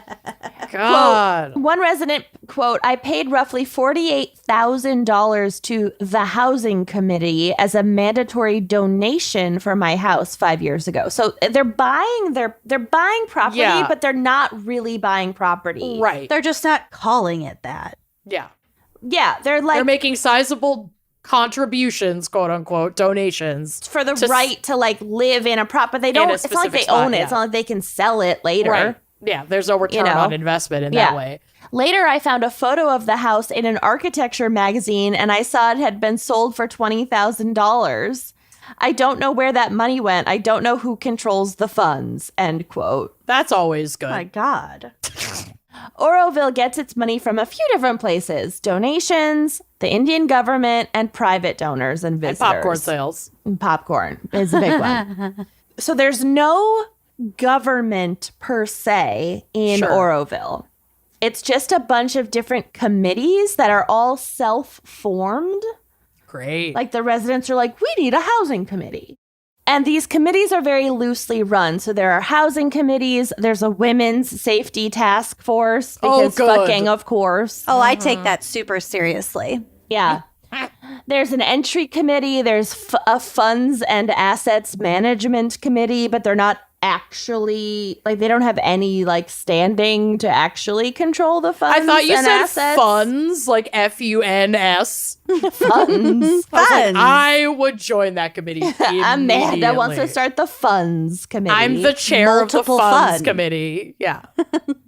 And the government of India employs a permanent secretary of Oroville. And this person is kind of like an ambassador, or basically just like to keep an eye on things and make sure it doesn't go completely off the rails. They're a PR manager. Yeah.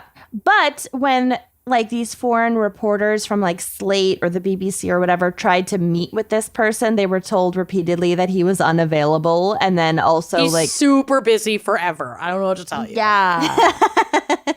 And also the same with all the committees. So like there's no government, and the like de facto government won't meet with anybody. They're working Slash so doesn't hard. exist. They Yeah. literally don't have time to talk to you. We don't have time for transparency. No. so That's how sorry. hard we're working. Yeah. Okay. And what would it be without a little dash of murder? Ugh. Thank God. So in 2000, this is actually like these are very scary. Yeah, it's Cool. all fucking scary. It's so sketch. So in 2009, a French man was murdered in his home at Oroville. His killers broke in, threw chili powder in his eyes, No. Ow. No. then hacked him to death with sharp objects. Okay. What sharp objects? I don't know. Bye. Implements. God. It's been super A fun. vase? I don't know. I'm speculating. Oh, Popcorn is not worth it. no, what? No, it's not. But like this is gonna happen if you have a bunch of like seemingly rich people Oh, of course. in one concentrated area, and then you're living next to just abject poverty. Oh, absolutely. and then there's you're too much exploiting the tension. children of Yep. the people in the surrounding area. Correct. This is inevitable. Yeah, It's it's a fucking fucking powder keg. Ooh, sad. Gross. In 2010, there was a bloody murder where a local villager was decapitated by gang members from the area, and then the head was dumped inside Oroville's town hall building. Okay, that is so dramatic. Right? And I'm not saying I love it because that's fucking horrific. Sends a But also, message. holy shit, the That's a horse theatrics. head in a bed. Seriously. Yeah. Yeah, Wow. that's heavy. Another time, a Dutch man named Sido was killed by surrounding villagers who tried to rob him. Sido had been an outspoken advocate for increasing Oroville's safety protocols, ironically. Jesus. And like today, they do employ local security guards, but people are still strongly encouraged to stay indoors at all times at night. Cool. Was he killed at night? Yeah, but like, why would you want? I just don't know why you'd want to live there. No. Yeah. Mm-mm. So the most recent article that I found was in The Guardian, and it was about how Oroville is being split because there's a fight over development in the town. So basically, God. Oroville is just like this microcosm of like everything that's wrong in broader society. Sure. There's, like, Condensed into one like Condensed There's way a 20 down. housing square mile shortage. radius. Yeah. Like, yeah, exactly. HOA. Capitalism, Murder. HOAs, like non-transparency in government, violent crimes, sexual harassment and rape, Trafficking like children and other exploitation, people. inequality. Like, they got it all. Yeah. They really do. It's This a place little has bit of everything. everything. Yeah. Illicit Good God. drugs. And now there's, sectarianism. So, Yay! Peppered in. Secretariat. The horse? horse fights. Horse fights. Another universal problem. They got horse fights. Nobody What's talks this? about horse fighting. We are here. The long horse legs. The hooves. Horse We are here to fights, they're shed just light punching each other. on the serious issue of horse fighting. Oh my God. So at this point in 2022, there are around 3,500 people living in Oroville. But again, I saw in 2021 Holy that there were sh- that's a 2,500. lot. So that's a lot of growth if Yeah. those numbers are true. That's just a lot. Yes, a lot of people who are saps. Yeah. Or fucking sickos who want to be here intentionally to like A lot of traffic people who are children, either yeah. dumb, trapped, or have bad fucking intentions. criminals. Yeah. When we went to Madagascar, it was so fucking depressing because, like, literally every other foreigner that was there that we happened to see was there for, like, sex trafficking purposes. Jesus Christ. It was horrible. I heard that there was I listened to This American Life, and there's like a recent trend in older women traveling to Africa just to fuck African guys. Correct. Yeah. That's Like, that's not Not new, that but new, yeah. but yeah. I'd never heard of that. Like That's- 20 But years. a lot of countries don't grant visas to single Right. Western Sexual women. tourism and the like commodification and fucking You usually think of it the other way around. I think though. in terms of gross numbers, it is the other way around, but yeah, but it's so sensational, and it is a growing and troubling trend of Yeah. women also doing it. And women can abuse children everywhere too. Like, yes, of course. Absolutely. It's Yeah. just not. It was surprising to me because it's not really, and the Talked about that context in much. which it was presented was like, the story was about a African man. I cannot remember what country that it was based in, but he was looking for a Western woman to like be his sugar mama, and he like fell in love with her, and then she wanted to come over to see him, but she couldn't get a visa because of this reason. So it was like a legitimate, quasi-legitimate thing, but he was there's all a It's a about huge it. very age legitimate thing, gap. yeah. Yeah. He was all about it, which is sort of, I think, I don't know. I don't know. It struck me. It was weird. It's complicated. So there's this new secretary, this new like ambassador from the Indian government to Oroville, and they have made moves to develop around the town. And so some people in the community see this push as like ignoring the mother's original charter and going against the principles. And She's not still alive, is she? No. To see all this stuff. the mother left her body on November 17th, 1973. She left her earthly body. Godspeed. later. Later. So Later. it's also like complicated because it was named after this Indian nationalist, and now there's like a Hindu nationalist government in India. So they're like, do we promote it? Do we not promote it? It's complicated. And then there are like some members of the town who are like, this is progress and this is part of the charter and we want to expand and we need to get younger people involved and get people housing so that they want to come here. And then there have been like demolitions by the government and people are getting manhandled, and it's a fucking hot mess. It does not sound like a fun time. great. So that's Oroville. Wow. Redbacher. If you want to have a job and buy property and also have no rights Not by. I'm buying. good. and get assaulted and not leave and have a curfew essentially. And I'm okay. There's a Yeah. reason why utopia is a fantasy. Because humans are the worst. We as a species cannot have nice things. can't do it. Pretty much. No. So that's my case. Wow. Wild. Wow. Well done. Yeah. It's going to be crazy when humans start inhabiting like other planets and there's No. this shit like on Mars. Like from the No. beginning. Yeah. Well, the people No. that are going to get to Mars first are like the Elon fucking Musks. The rich people who are I going mean, to thank make God fucking we will be- bullshit from the beginning. We'll be long dead. We'll Yeah. be long dead, thank God. I don't know. I do. It's gonna happen we in are our not, lifetime. No, it's not. I'm not We are going to not gonna Mars. see. No, we're not gonna see any kind of colonization. Even of if Mars it starts in our lifetime. lifetime, it won't not gonna see affect it. us. No. No, but I No. think we'll see that shit and we will weep. We'll be dead. Anyway, well done. Should we hear a word from our sponsor? I got to go make do it. popcorn real quick. Yeah. So you all know that I have tried everything, literally everything, to get silky, strong, healthy hair. And when I say everything, I mean basically pouring salad dressing on it, literally purchasing it and adding it to my scalp. I mean, there's no shortage of egg and mayonnaise and avocado concoctions that I have whipped up over the course of my lifetime. And guess what? It doesn't work. It doesn't work.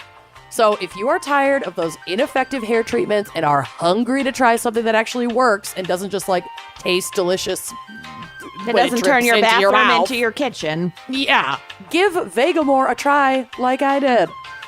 Vegamore has transformed all of our hair. And I love their clean and vegan approach to hair health. They use smart botanicals that promote visibly thicker, fuller, longer looking hair. I've been dealing with some postpartum hair loss, but I literally was with a girlfriend the other day and she also is postpartum and she looked at my head and she was like, how come you don't have all the postpartum hair breakage? Yeah. Where are your little baby wispy hairs? And I was Your hair like, is thriving. my hair is thriving thanks to Vegamore. So with help from Vegamore, you can get healthy, beautiful looking hair without the use of harmful chemicals. All of their products are cruelty-free and never contain potentially harmful chemicals like parabens or hormones. And Vegamore has something for everyone looking to improve their hair health. The Grow Revitalizing Shampoo and Conditioner Kit works together to create visibly thicker hair and improve hair from the roots. I've got Zach on the Vegamore hair train now. You just massage that shampoo into your scalp for 60 seconds and then follow up with conditioner on lengths and ends. It's as simple as that. Vegamore's become my go-to shampoo and conditioner, and it is a game changer. Yeah, I mean, I use that Grow Revitalizing shampoo and conditioner, and I also love the like Grow serum for my scalp. I just like treat myself to a little mini spa moment every time I'm in my shower, and it is just continually improving my hair health. It's so easy. I also love their packaging. Their packaging is so like gorgeous. beautiful. And like, it's a system that you already know how to use. It's just changing up your shampoo and your conditioner to something that's actually going to work. It's not going to make you jump through all these hoops to improve your hair health. It's real easy to make the switch. And with Vegamore, there is no risk when trying because they have a 90-day money-back guarantee. But with 91% of customers saying they saw visibly thicker hair with Vegamore in just 3 months, you won't want to run out. You got this. So give your hair exactly what it's been craving with Vegamore. Go to vegamore.com/gals and use that code GALS to save 20% on your first order. That's vegamour.com/gals, code GALS to save 20% at vegamore.com/gals and treat your hair. Treat it. So I recently gifted a skylight frame to Sonia's great-grandmother. Oh, Grandma Lynn. Grandma Lynn, the OG, the queen. And she loves it so much because she, can just take a look over in the corner and then she sees new photos almost every day of her grandkids and great-grandchildren. And they just appear in seconds, and it's such a special way for us to stay connected even though we live far apart. I love that so much. Like, the Skylight digital photo frame is just such a sweet and meaningful gift. And, like you said, it just keeps you updated with family and gives you a new way to stay in touch with people that you love. And gift buying is hard. Like, it's not always easy to figure out what people want. And this is so easy and fun to use. Even if you're not tech savvy, you don't need an app or a subscription to send photos anytime from anywhere to people that you love. It's like having a friendship frame in your house where you can send each other these cute picture updates. It is. I'm obsessed with it. It's a great way to feel close to those you love, even when you're far away. Anyone in the family can send photos to the frame. So it's a great way to keep family members in touch. It's so fun when every household has one, and then you can just send each other family photos and stuff. It sets up literally effortlessly. It takes under a minute, and even the least tech savvy can use it. Like, y'all, Kenyon set this up, okay? I set it up, and my great-grandmother uses it. Yep, you can do this. It looks like a real legit photo frame. I have mine hanging up in my kitchen on the wall. It adds a beautiful touch to our home, and then when I'm just like hanging out doing work at the counter, a new picture of pepperoni will be sent there from the other room that Bill updated to our frame. Yeah, it's a digital frame, but it's tasteful. It's very tasteful. It has a gorgeous either 10-inch or 15-inch touchscreen. You can get different sizes, and you can swipe through photos with your finger. You can tap the heart button on there, and it'll let the sender know like that you love that photo. Like, send more of these pictures of Sonia. Clearly, Grandma Lynn likes this photo. This makes the frame super interactive and fun to use. It holds thousands of photos that continuously rotate through and bring daily joy, and it's got 100% satisfaction guaranteed. If you don't love your skylight, they will offer you a full refund. And if you're buying this as a gift for someone else, this is a fun thing. You can preload it with favorite photos for a special, like, say, Mother's Day gift. You can surprise them with photos they didn't even know you had. I'm obsessed.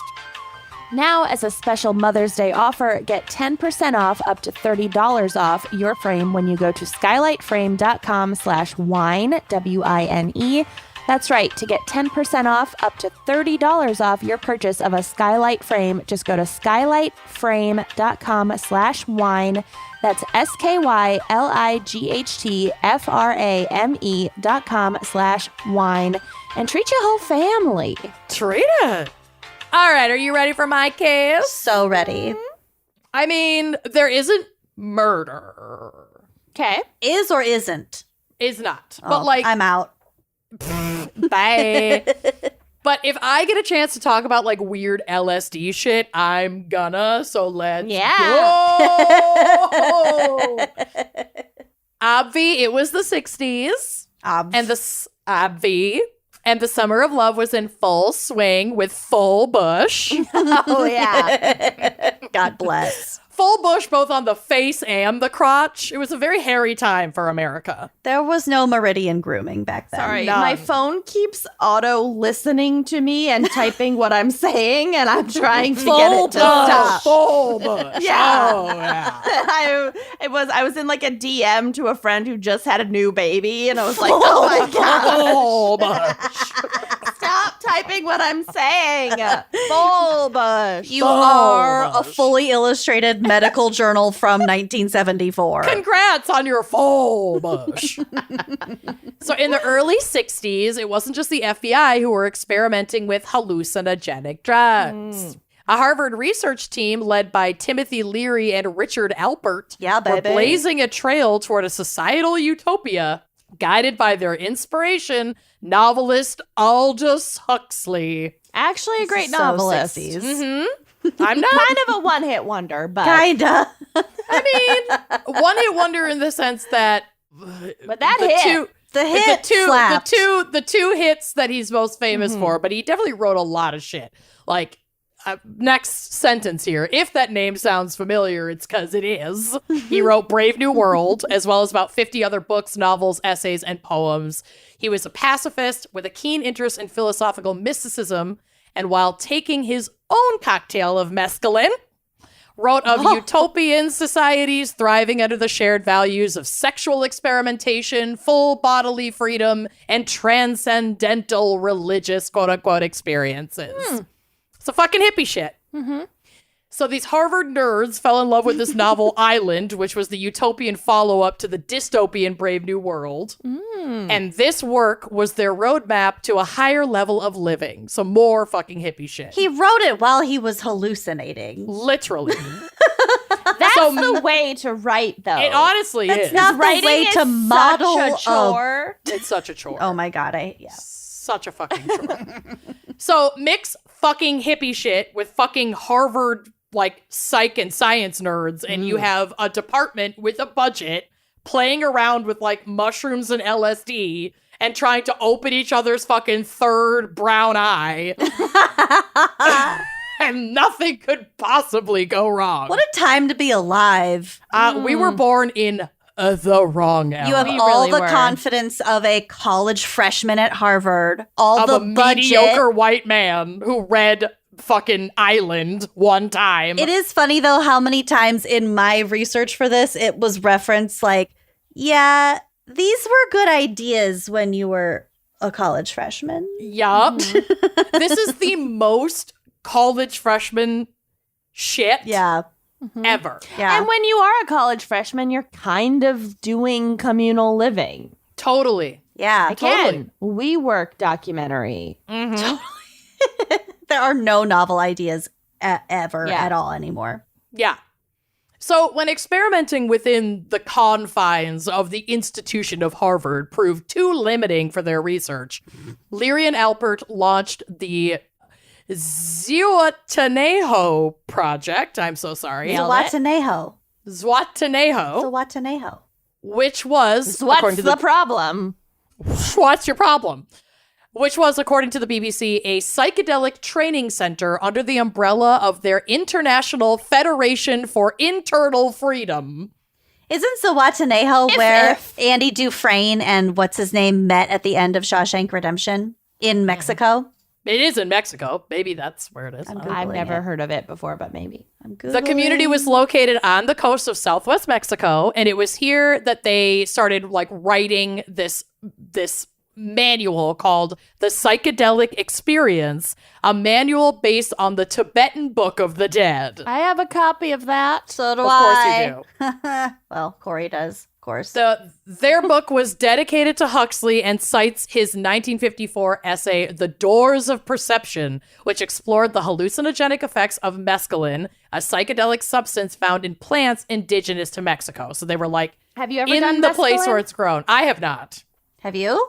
I'm still I young. haven't done any. I'm young, compared baby. to We're you going to two. Vegas in 2 weeks. I'm gonna get 1 us week some from today, mescaline. honey. Oh, you're right. Mm-hmm. I do not have a lot of time to I find will this not be mescaline. doing I gotta start mescaline, but- researching. I No. thought you two might have, you degenerates. You won't be doing mescaline. I haven't done that that many you know drugs. of. I'm gonna dose Kenyon with mescaline. It's gonna be amazing. Dose Kenyon. Dose Kenyon. Oh, wait. Dose Kenyon. Consent Anyway. is key. We're not condoning any of this. We're joking. But we're doing Of course, Dose I Kenyon would in never Vegas. wink, wink, dose Kenyon with mescaline. As the Tibetan Book of the Dead had prepared monks for mortality and reincarnation, the psychedelic experience would teach them how to handle the experience of ego death and rebirth. I hate it too, y'all. Hippie shit. Ego death is... I think that's a real thing. That's a psychological thing. For sure it is, but not what they are taking it to a stupid place. Yes. There's also not like a fast track. No. No, you can't They're just do white a boys, bunch they're of acid. white boys from Harvard who want to do a bunch of LSD and like get paid for it. Yeah. Like this is not no. To achieve this full ego death and rebirth, the idea was to completely remove themselves from society and forge a new path forward through communal living. This was pretty fucking juicy for folks who were sick of the capitalist grind and wanting to like farm all day and fuck all night. Sounds exhausting. Hoe all With day my and hoe all bad- night. Well, hoe all night. It's literally things that like only a college freshman has the fucking like stamina to do. Yeah. Yeah. And this operation had the attention of Huxley himself, legitimizing it all in the eyes of his hippie fans. Quote, "To us, the island represented freedom," says Edward Padilla, an early member of the group. Before settling temporarily in Southwest Mexico, many of the Brotherhood favored settling in Hawaii, while a friend of Padilla flew to the remote Pacific island of Micronesia to scout out territory. So they're also fucking colonizing. The British researcher Michael Hollingshead, who first introduced Leary to LSD at the recommendation of Huxley, even spoke to the King of Tonga about providing the Brotherhood with a home. So they're like trying to find their perfect island to recreate And I hope the King of Tonga was like, go fuck yourself. Literally, he was like, nah, bye. Their location, however, would rely on full self-sustainability, so a remote island was not even really going to be the move because they didn't want to rely on like import and export to survive. They wanted to Off completely to live off the land. Ohio. Yeah, I mean, you're not like that far off. No. Indiana. I mean, it's California, but okay. it's like, I find this quite humorous personally. Yeah.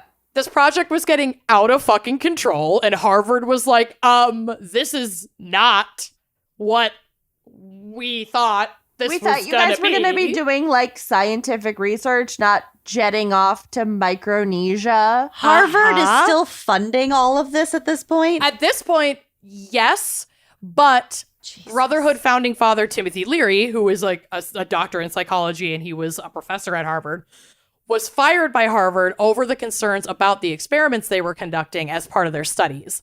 And I covered a lot of similar stuff in our CIA crimes episode, but they were basically doing the same shit, like experimenting on prisoners and underinformed, quote unquote, volunteers with LSD and other psychedelic drugs. And Leary had gotten so deep into his research, which included him and his colleagues just getting blasted on LSD, that he was failing to show up to like teach his classes and was finally just dumped from Harvard in 1963. They were like, fuck this, you're done, this project is over. God. Wasn't there a movie about this, like with George Clooney? Probably. The Men Who Stare at Goats? Yes. Probably. Is that this or different? I don't know if it's this, but it's like all part of the same batch of like LSD time in the 60s. It's a little bit different because remember I have told you my psychic, Charles Tiemann, psychic-light.com, as a child was part of that project. Because they used psychic abilities. That was the whole point. Well, there you It's go. a little bit different, but yeah. I'm Same sure thing. they were. I'm sure it was a fictional movie, was it not? It was based on a book, but whatever. I don't know. So now they're back from trying out growing and taking hallucinogenics in Mexico, and they're no longer under the umbrella of Harvard, so they can devote all of their time to building the Brotherhood of Eternal Love, which is their commune. So they officially start the Brotherhood of Eternal Love in the Modesca Canyon in Orange County, completely cut off from society, mere miles off the 15.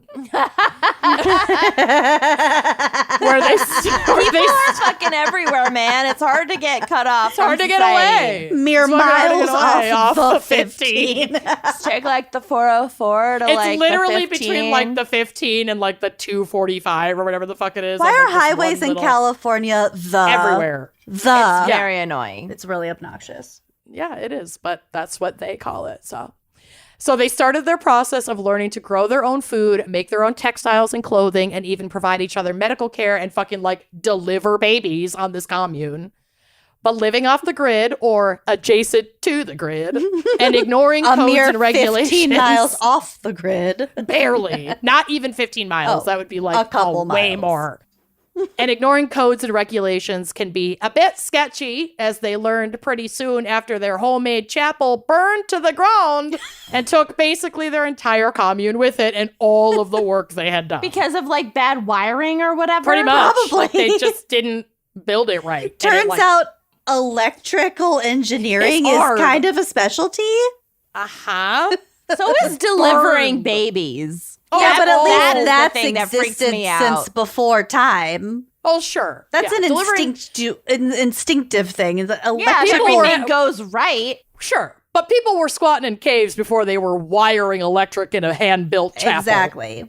So the chapel and religion in general was central to their operation. Though they rejected the traditional tenets of Christianity, they did believe in and worship a higher God, considered themselves disciples of said God, and believed LSD to be a, quote, sacrament, a window into God itself, a key to unlock the doors of perception.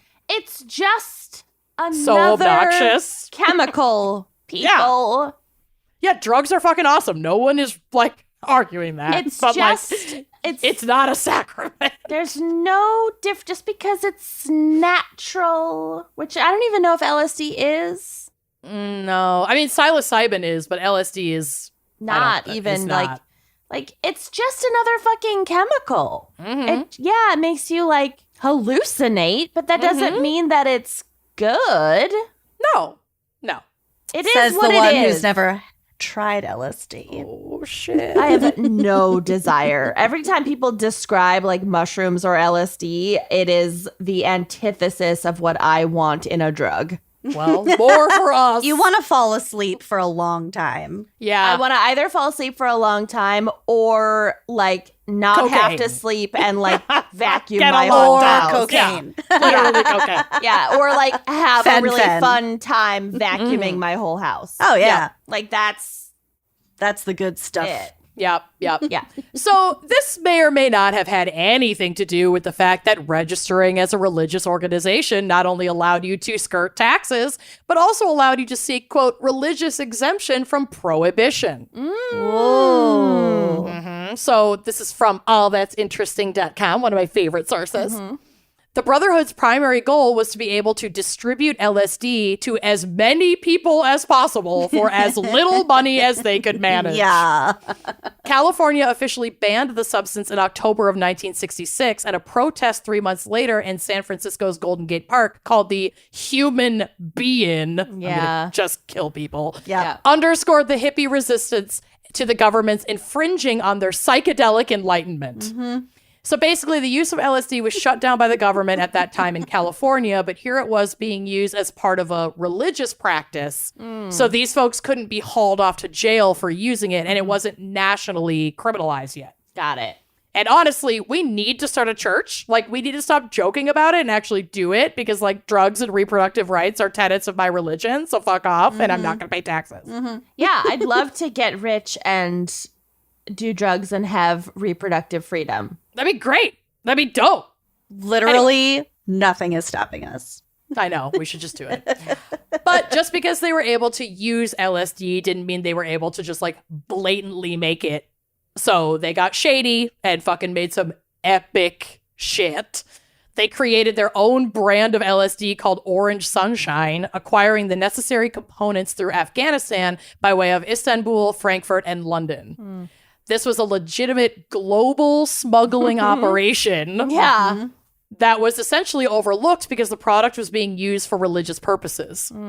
They were giving this shit away mostly for free and funding it by also participating in the hashish trade. Hashish. Drugs would be shipped to... This is so fucking stupid, and I love it. Drugs would be shipped to California hidden inside of musical instruments, Volkswagen buses, hollowed out surfboards. Yeah. What? It's like too on brand. It's California hippie shit.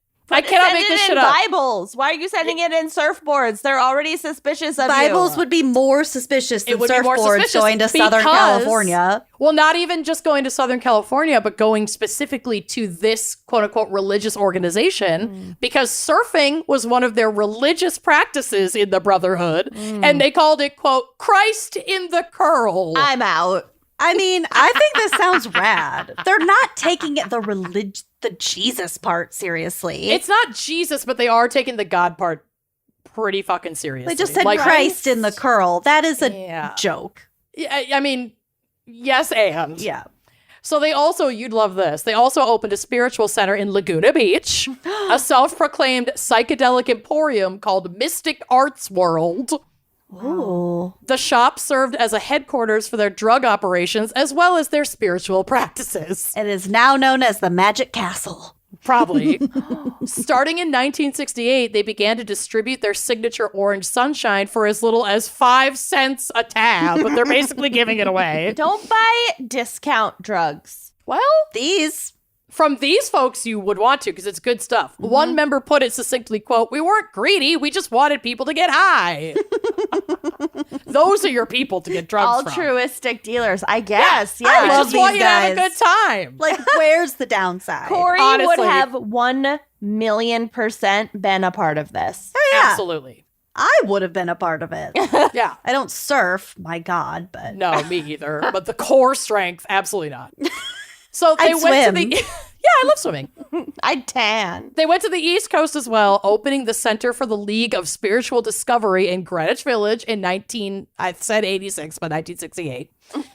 Yeah, I wrote that wrong. In this center, Leary & Co. gave free TED Talks proselytizing about LSD. Ted Leary talks. Ted Leary Talks. Around the same time, LSD had been banned in California, and the fight was on to ban it nationwide. Leary was obviously opposed to that and made many public and TV appearances fighting against this growing call for legislation.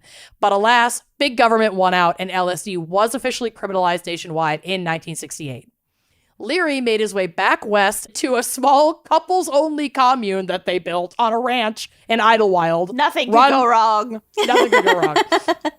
Run by Leary and another Brotherhood founder, John Griggs, who by now were fully claiming themselves to be agents of God, born to, quote, lead a new breed. Blech. Through Christ in the curl. Yeah, pretty much. Because we only have bad ad copy. Yep. But God had other plans for Griggs because at only 25 years old, he fucking died from shock of the century, an overdose of LSD. You can die from an overdose of LSD. I mean, you can die from an overdose of anything. You could die from an overdose yeah. of weed. Like, you could Literally die from anything can be toxic. It's just water. about the dose. Yeah.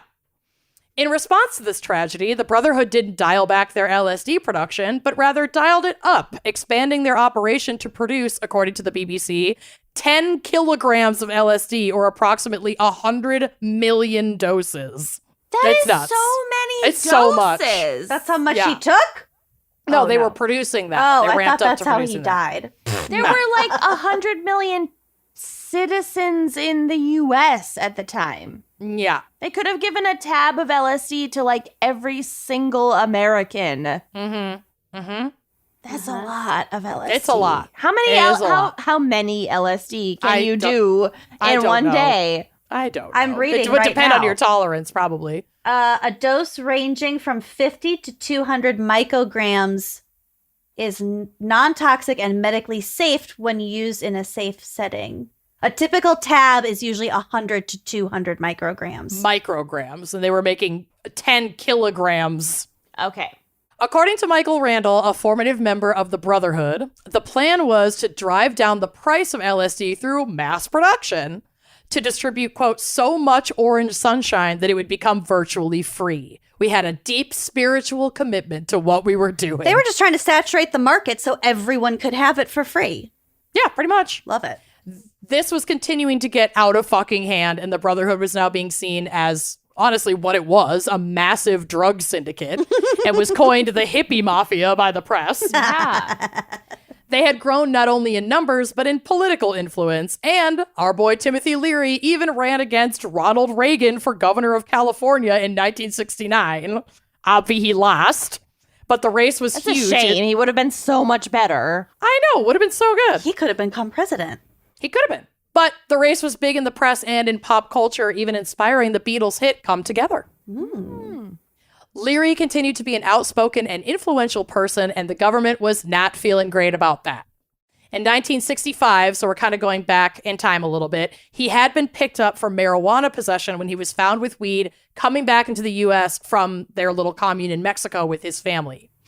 Thinking this was the opportunity to shut this dude down, he was arrested for possession and sentenced to 30 years in prison For weed? under the Marijuana Tax Act, which I can't go into. Yeah. We've all the talked details about of that. It's bullshit. He appealed this charge, however, claiming it to be unconstitutional, and actually won this appeal. And it had something to do with a requirement of self-incrimination under the Marijuana Tax Act that he didn't actually do. So he found a good loophole and ended up having that completely overturned a few years later. Okay. But a few years after this initial arrest, after returning to the West Coast from New York, so he was in Greenwich, he's back to Laguna Beach. He was arrested in Laguna Beach, this time because he had 2 fat joints on him. And Leary claimed that these were planted on him, which, like, honestly, that's not outside the realm of possibility. He's an LSD guy. He's not really a weed guy, but they really wanted to shut him down. And they had all of these strict criminalization rules around weed that they could fuck him up with. I can't confirm or deny whether or not it was planted on him, but Super it's not plausible. like, it's super plausible. Yeah. And despite his previous marijuana conviction being overturned, they got him on this one. So he was charged and awaited trial as he simultaneously tried to run for California governor. Bold move. Trump. Yeah. Well, seriously. we've got somebody facing 35 felony counts running Legit. for president. So Yeah, exactly. After 2 years, so he's charged for the 2 joints in 1968. 2 years later, in 1970, he finally goes to court in January of 1970, and he's sentenced to 10 years for marijuana possession and another 10 years added for some separate charge from a few years earlier. So basically, 2 joints got him 20 years. Jesus Christ. We'd But be in Leary trouble. was, yeah, I'd and be fucked. 0 for the 100 million doses of LSD. Pretty much. Yeah. Legislation hadn't caught up. Well, and those are for religious practices. Ah, so. yes.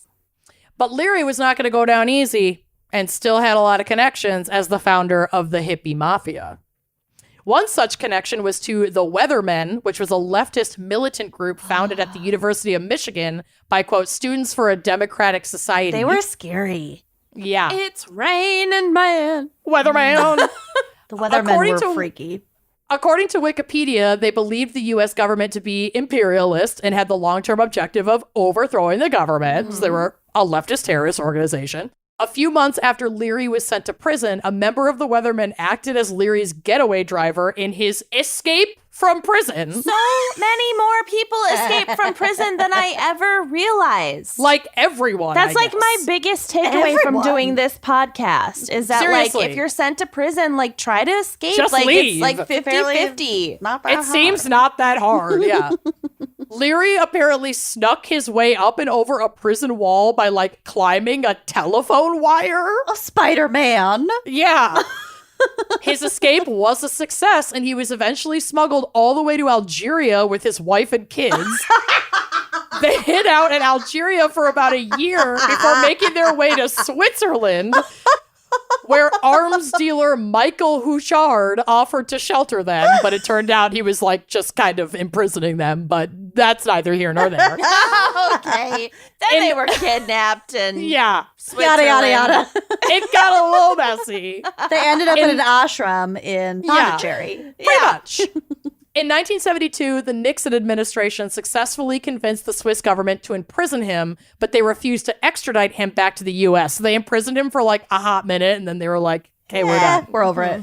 During this time, his wife left him and took the kids back to the U.S., and now single and ready to mingle Leary I love how blasted she on... was like, Oh, you're in through prison now? Prison to Algeria. escape to Algeria to Switzerland prison, and then finally she was like, "I'm done." Yeah. This was the last straw. So shit, I lost my spot. Single and ready to mingle. Yep. Okay. So single and ready to mingle Leary blasted on LSD and cocaine, married a Swiss socialite, and the two gallivanted around Europe before making their way to beautiful Afghanistan in 1972. Actually, a good time. It's a good It year was to a pretty be good there. time They were to be kind of there, yeah. thriving. Right. Well, though Afghanistan did not have an extradition treaty with the U.S., that protection apparently didn't apply to just like international air travel. And the U.S. government was able to arrest Leary as soon as his plane landed in Kabul. So they'd been following him around for a while. Nobody would send him back to the U.S., but Afghanistan was like, listen, you can only get him while he's at the airport. Yeah, Then, as soon as his feet touch the ground, Yep. then we're not. Yep, then it's okay. not our thing anymore. Wow. He's traveling internationally. You can get him off the plane, but once he's done, not our problem. Weird. So they did get him. They take him back to California, where his bail was set at $5 million, and he was facing a nearly 100-year prison sentence. But being a white boy who went to Harvard is pretty great, because in the end, he was only given an additional 5 years. Is this still his for the escape. 2 joints? Or is this for... Yes. Yes. And was sent to Folsom Prison. Resources that I went know. into nailing this guy for 2 joints in the 70s. Yeah. Well, in 1968 is when he first got picked up for that. So he was sent to Folsom Prison in California, where he was put in solitary in the cell right next to Charles Manson. I knew that. Yeah. God, I Quote, knew his name was familiar. Yeah. They couldn't see each other, but they could chat through the bars. Kill me. Quote, I'd in their- rather be dead. I know. Same. In their discussions, Manson was surprised and found it difficult to understand why Leary had given people LSD without trying to control them. Or make any kind of profit. Of money. This No. wasn't about money at all. Yeah, which is Manson the was most just mind-blowing like, part. Okay, so you give What him was the your LSD, end game? and then exactly. He didn't understand that the end game was literally spiritual enlightenment, and like that's it. He's like, no. At one point, You you got this all wrong. Manson said to Leary, "They took you off the streets so that I could continue your work." Oh. So Manson creepy. is the worst. He's so scary.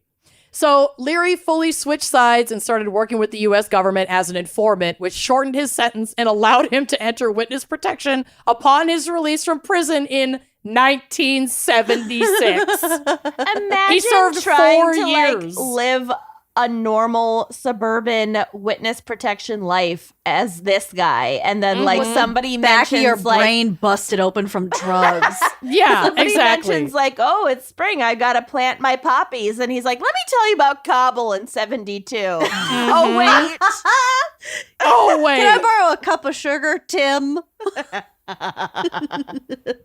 So, yeah, he served like 4 years for 2 joints and escaping prison and gallivanting all over the world and blah, blah, blah. And then they granted him witness protection. Yep.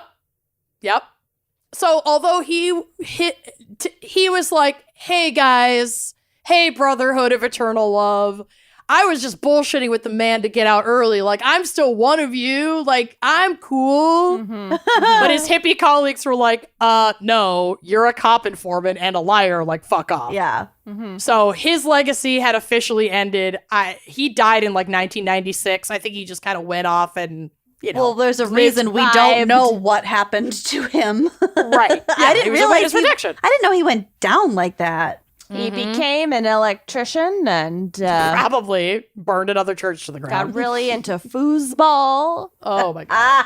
was As a born for the again Brotherhood of Eternal Love, they had spent basically the entire decade of the 60s playing a major role in the 1960s counterculture movement and functioned as one of the largest drug smuggling operations of the era. But with founding fathers Timothy Leary being a fucking narc and John Griggs fucking blasted himself to death on LSD, those are like their 2 founding fathers, and things fell apart without them. So, quote, John The Gale... deadheads were dead and without a head. pretty much. Oh, no. Yeah. Oh, funny that you should say without a head. What? God. What? Quote, John Gale joined the Brotherhood of Eternal Love relatively early in its existence, but unlike the other initial members, he was not a true believer in their psychedelic spirituality. He was a surfer and a petty criminal who seemed more attracted to the group for the danger and excitement of their escapades. With the other bosses out, Gale took the reins, leaning all the way into the hippie mafia and away from spiritual enlightenment. So he was actually just trying to like sell fucking drugs. He took Yeah. the reins and made it into money. Yep. Yeah. Finally, on August 5th, 1972, state and federal officials conducted a series of raids on Brotherhood properties in multiple states. So like raiding all their communes across the country. Oh my God. Some core members managed to escape and avoid capture for several years, but eventually nearly dozens of members of the Brotherhood of Eternal Love were arrested and convicted of various drug-related offenses.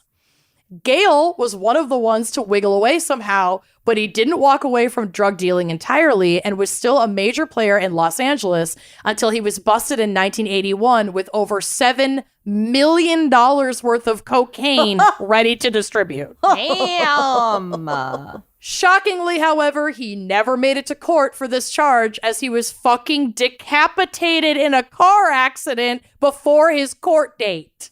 Oh, So not Yeah.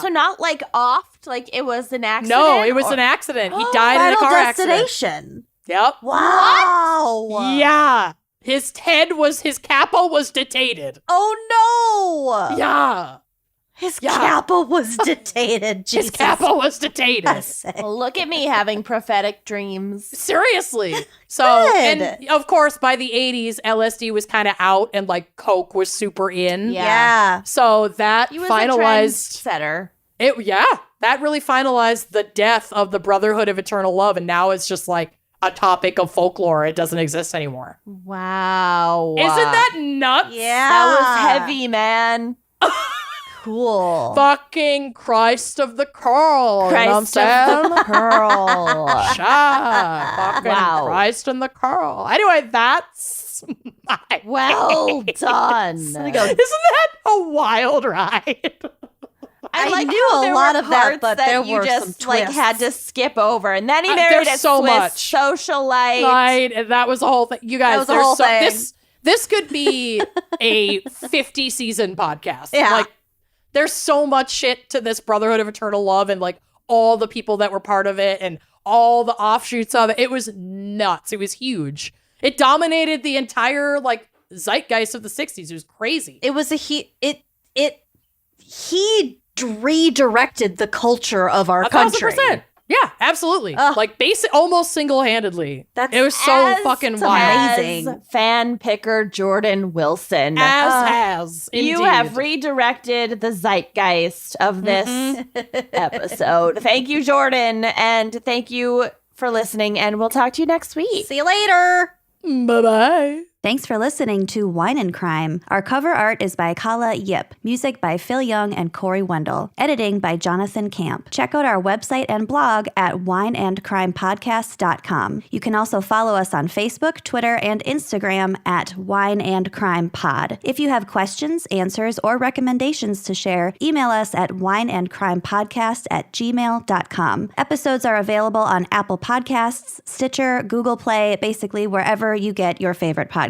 And if you like the show, please rate, review, and subscribe on Apple Podcasts. It is the best way to spread the word. If you'd like to show your support, visit our Patreon page to keep this podcast and the wine flowing. Cheers!